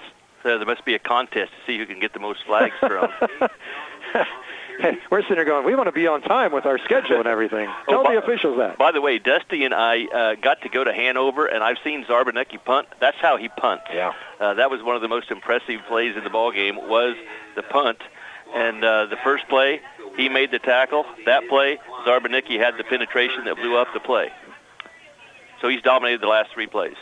For those down the line on the 8-Man All-Star Game Radio Network, as soon as the game is over, we will take a 2-minute timeout, and then we will come back with our post-game interviews on the field and then wrap it up and get ready for the second game of the day. 2:37 and ticking, fourth quarter, 54-22 D2 East Gold All-Stars with the lead. Wide receiver screen out here near side. There's nothing there. As Trey Peters St. Paul says, nah, not in my neighborhood. That ain't happening over here. Pass to Johnson, and he actually lost a yard on the play. Trey Peters is another one of the guys out of St. Paul that I've seen that's just really had a great game out of that secondary. He is so sure with his tackles and his reads. He has attacked that screen pass extremely well today. 4th down and 11 for the D2 West. They will punt down 54-22, and then we might just see some kneel downs. Here is the punt by Johnson. Not too bad. Angling far side, a lot of hang time. On the return is Detweiler, and he is clipped low by Worth to drop him there at the 30. So the D2 East, well, they have lost the last 3 meetings against the D2 West. The D2 East leads the all-time series 12-9. The D2 West has won the last 3 8-Man All-Star games. Last year winning 20-14. The last D2 East victory was in 2018. And that streak for the West will come to an end here today in Beloit. And the East will improve their record to 13-9. In a series that began in 2001. We started the 8-man games in 1986 with 1 game. North versus South went to 2 games in 2001. And both those games are East versus West. Under 2 minutes to go, Maltby hands it off to Barker. And another flag on the... Okay, I guess the officials are just wanting to... I mean, a flag is a flag. If there's penalties, there's penalties. At the same time, we're just trying to finish this one out.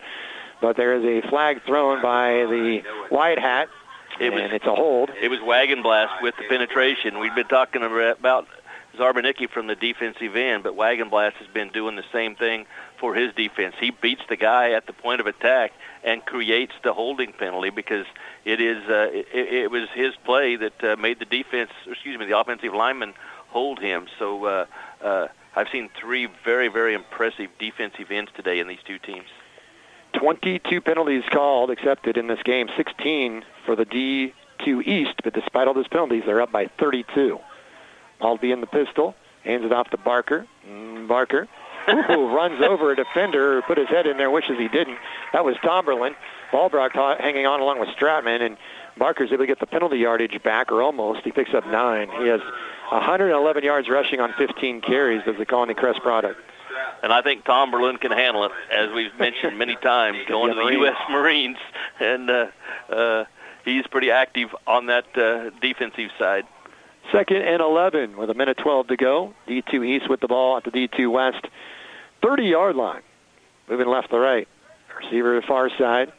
Tight end right side is T.J. Kane. Maltby, his teammate for Kenton Galva, keeps it, bounces to the outside, and then takes a shot. And he got out of bounds after picking up a yard, maybe 2. Went to make the read to see whether to keep it or not, and the running back goes the other way. Either the quarterback turns the wrong way or the running back goes the wrong way. And, you talk about all those penalties yet still ahead. There's a reason they're still ahead. It's the first quarter execution that was 30-0. The execution since the first quarter has not been on that level, but it was a tremendous first quarter by the East. The first offensive play of the game, Garrett Maltby was the quarterback. Isaac Detweiler was lined up as a receiver. All-State quarterback himself, came in motion. They pitched it to him as a halfback pass in essence, and he threw it deep down the field to Maestri, who was wide open for a 61-yard touchdown. The first play from scrimmage in this game, and D2 East hasn't looked back. And now a really hard, strong, tough run by the Stallion Barker down to the 21. He picks up 10, and it brings up 4th and short. And then it is a timeout by the defense, by the West. Since it's 4th down, they want one more chance to run a play or two if they can get a stop on 4th down. So the D2 West calls the timeout. Did you see who the collision was again? Tomberlin. Kid's not afraid, is he? 5'8", 135? Yeah, that is one tough kid.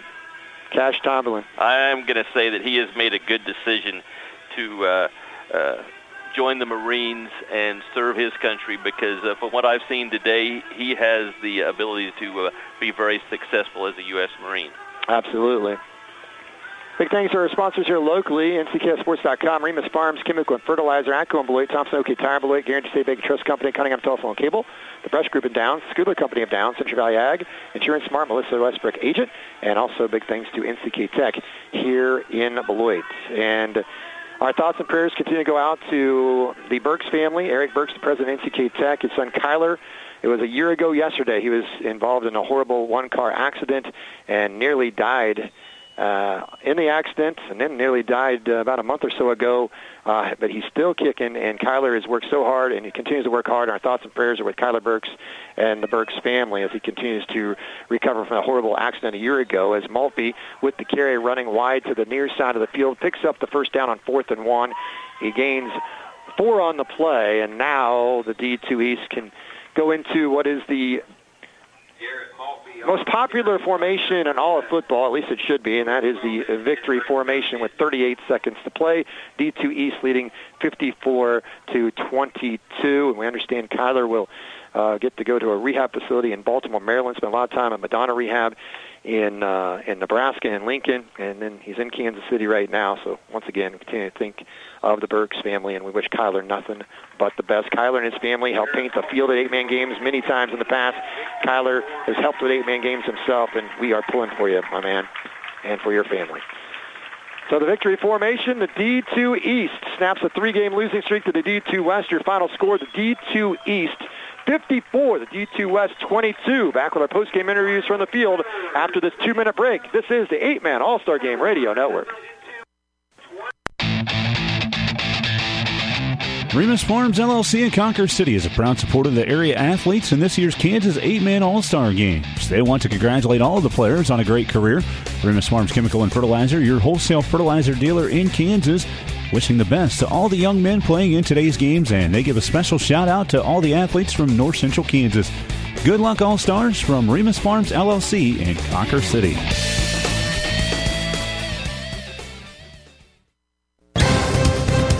For the latest news, standings, and schedules for your favorite high school teams, visit NCKSports.com, your home on the web for high school sports involving the North Central Activities Association, Northern Plains League, plus Smith Center and Concordia. Visit NCKSports.com today. A big thanks to our sponsors, Thompson OK Tire in Beloit, Mankato Professional Pharmacy, S&S Drug and Home Health, Brush Art Corporation and the Brush Group, Cunningham Telephone and Cable, and by Farm Bureau Financial Services, Todd Clover, Sales Associate.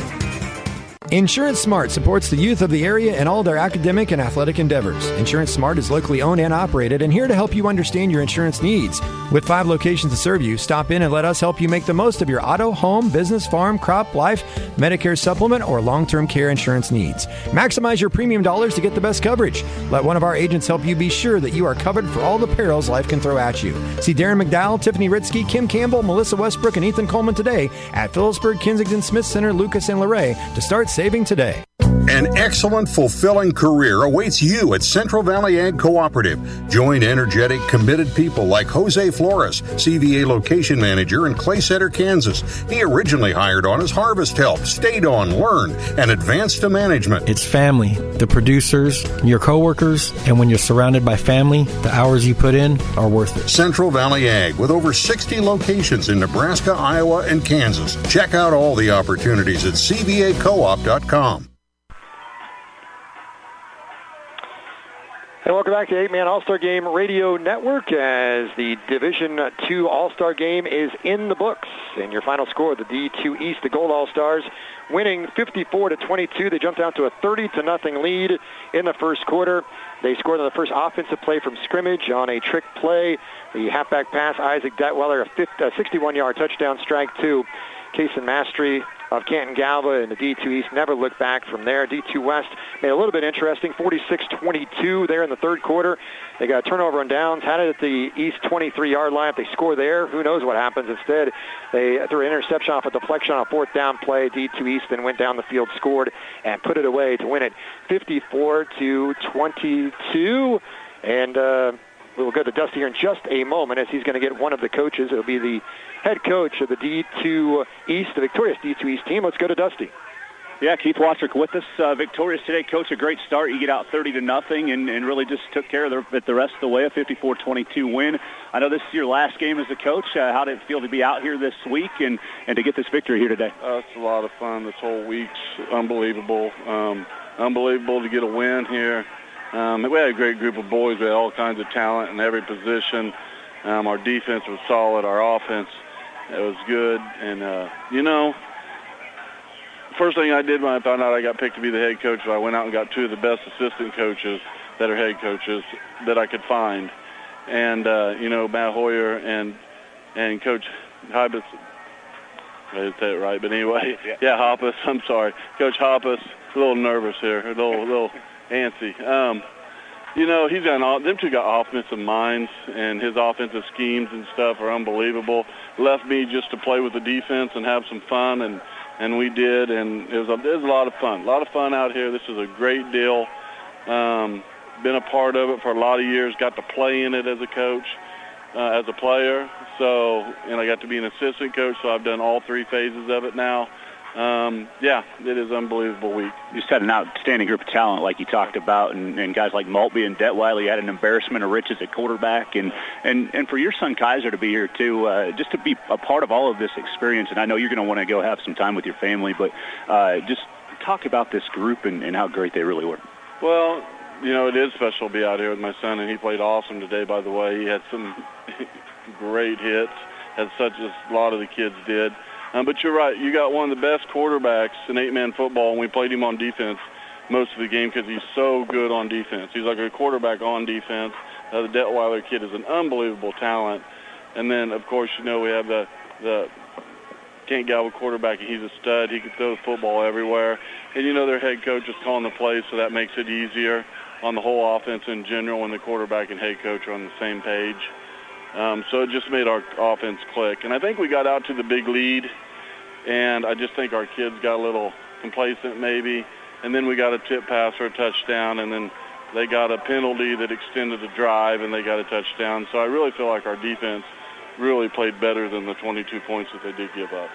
Keith Watrick from the Division II East squad, St. Paul High School. Keith, thanks for the time. Congratulations on a great career. We wish you the best of luck as you move forward, man. Thank you. Thank you very much. And Dusty, if you're listening for me right now, let's go ahead and we'll get another coach.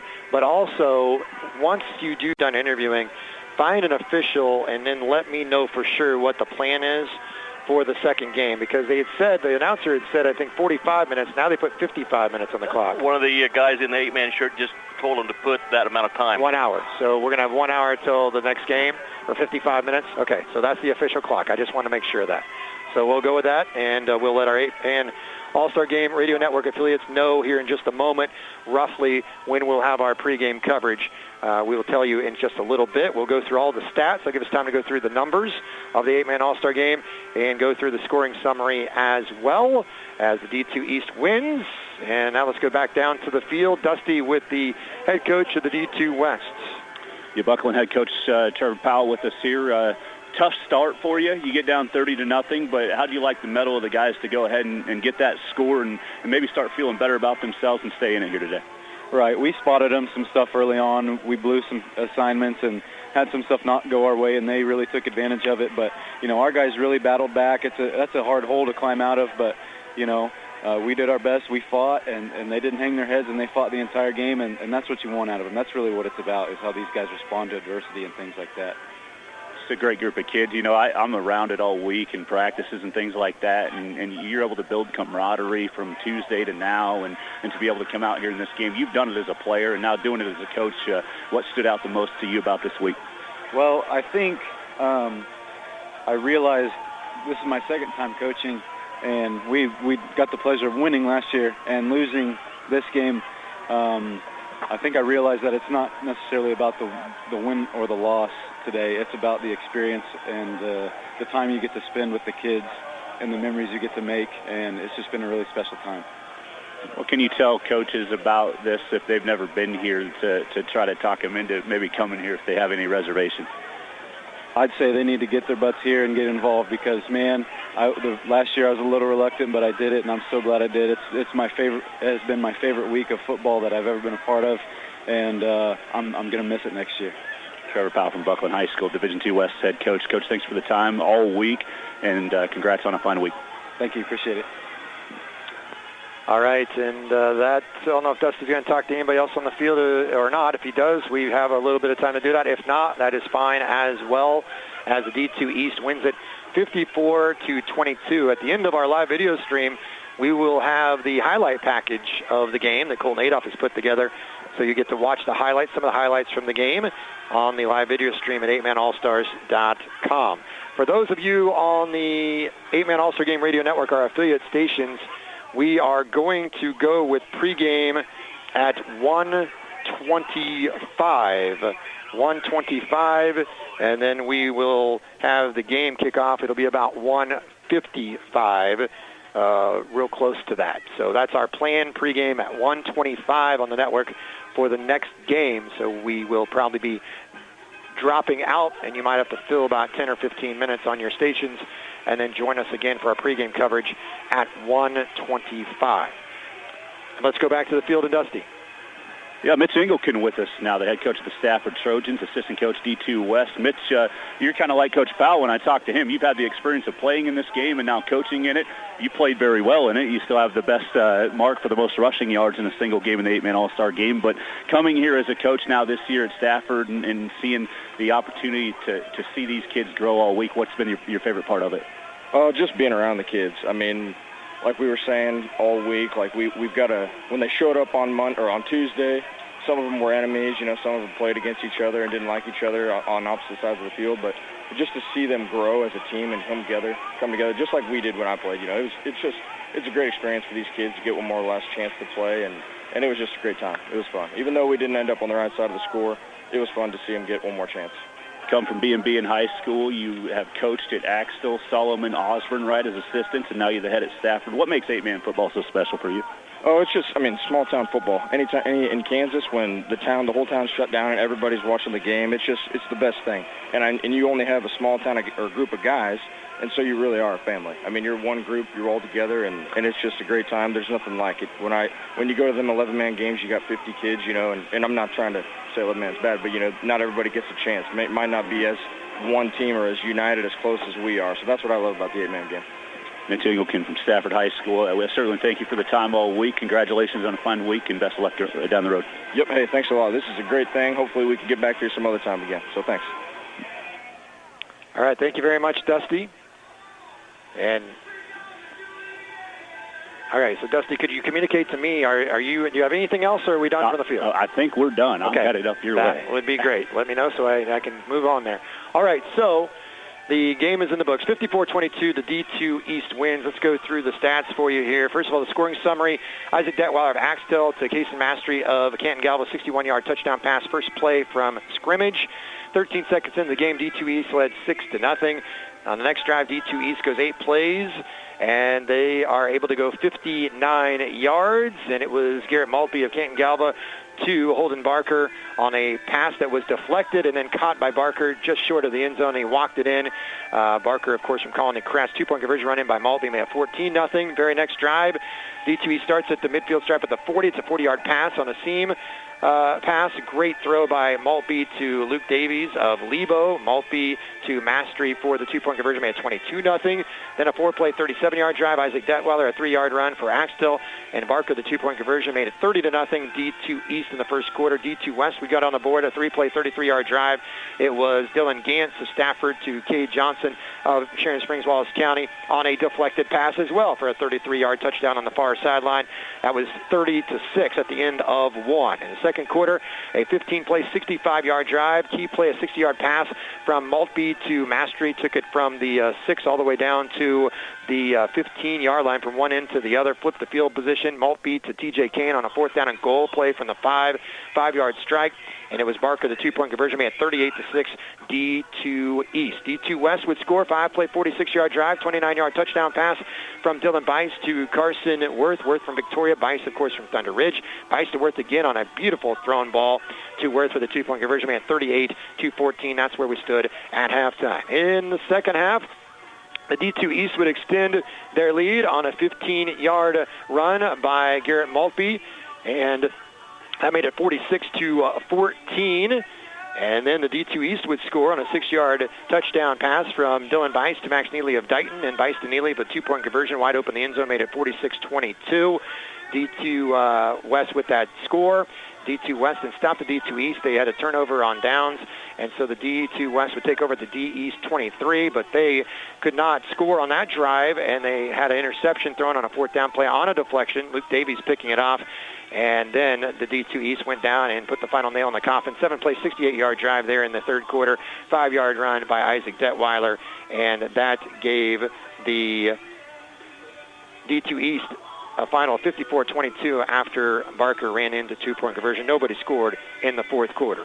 Individually, statistically, for these two teams, D2 East, Casey Mastery, 1 carry for 4 yards. Isaac Detweiler had 7 carries for 37. Garrett Maltby of Canton Galva, 16 carries, 96 yards, and a touchdown run of 15 yards out, as we mentioned earlier. Also, Holden Barker of Colony Crest, 16 carries, 121 yards.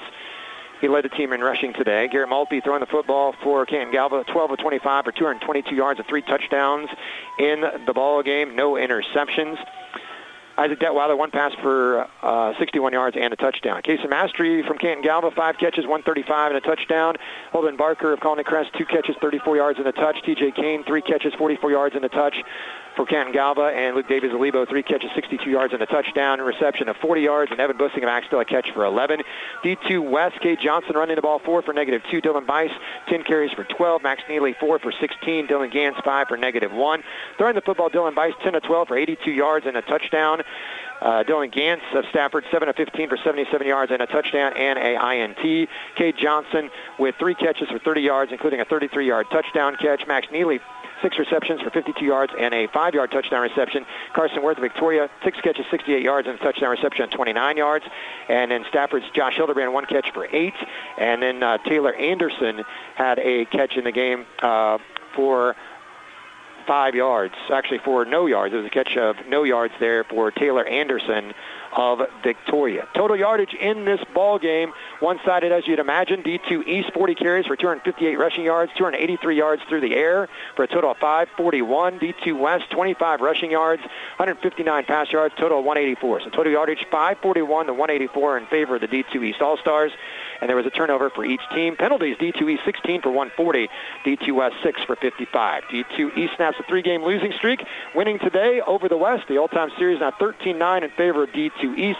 D2 East wins today 54-22. Quick final thoughts, Todd Clover. 30-0 in the first quarter, and that was the ball game. You know, for the West, Neely's just a really good ball player. Tomberlin out of South Barber, and Wagon Blast. He was probably the player on the West that I was really, really impressed with how well he played. And then just real quickly, some players on the east side. You know, you don't mention the lineman much, but we talked about Xander Hull out of Frankfort. He was able to make that offense go. Barker running the football is so impressive. Maltby, what can you say about him? Such an impressive quarterback, one of the better ones we've seen. Wuttrick from his linebacker position, very impressive. Luke Davies, one of the better guys in the secondary I've seen, and then Zarbanicki punting the football. That was maybe the most impressive play with his one punt, but he was the best defensive player in the game today, just dominant from that defensive end spot. Well, it was a impressive performance by the D2 East, and they win this one by a final score of 54-22. And as you said, you could pick some, most valuable players this game here and there on offense or defense. But the key to the game, as you said, you jump out to a 30-0 lead. That's a big mountain, a big hole to climb out of, and the D2 East is victorious. The Jerry Slayton Inspirational Award went to Mitch Butke of Chiefs County. More on that coming up in the second game here on the 8-Man All-Star Game Radio Network. A big thank you to the Kansas 8-Man Association, Dave Dubert, the 8-Man All-Star Game Committee, Hannah Bowers, and the Beloit Area Chamber of Commerce, Lucille Heller with Mitchell County Convention and Tourism, the Beloit Rotary Club, the Beloit Lions Club, Beloit Knights of Columbus, the Beloit Junior Senior High School in the city of Beloit, Rodney Paulin and the staff for the field, NCK Technical College, Gary Pauls, the Beloit Entertainment Center, Public Address Announcer Isaac Schoen, the Beloit Call. Big thanks to our affiliates who carried the game today, 1570 AM and FM 94.1 KNDY in Marysville, KR 92 in Belleville, KD Country 94, KDNS Downs, Beloit, Kansas, 98.9, 1540 KMCP in McPherson, and 1510 LQR in Monitored, and to those listening online at astroradio.com and 8manallstars.com as well. And a reminder, if you want a copy of the live video stream of this first game, once it's archived, you just click on the On-Demand tab and you can download that. There is a fee for that. Of course, the live video stream is free. Big thanks to all our sponsors who made the broadcast possible, NCK Technical College. Also, a big thank you throughout the games today to Insurance Smart, Melissa Westbrook, Agent, Central Valley Ag, the Schooler Company Downs, the Brush Group in Downs, Cunningham Telephone Cable, Guarantee State Bank and Trust Company, Thompson OK Tire, AGCO of Beloit, Remus Farms, Chemical and Fertilizer, and NCKSports.com. And a big thank you to all the volunteers who made this event possible. We appreciate them so much. And finally, thanks to our staff today, our webmaster, Derek Nestor, color analyst, Todd Clover, Dusty Dynas roaming the sidelines, and a big thank you to Colton Adolph running our scoreboard on our live video stream, along with the highlights, and Wade Groenwaller running our camera as well. The 38th Annual 8-Man All-Star Division II game is in the books. Your final score for the final time, the D2 East, the Gold All-Stars 54, the D2 West Green All-Stars 22. Thanks again for tuning in to the 8-Man All-Star Game Radio Network.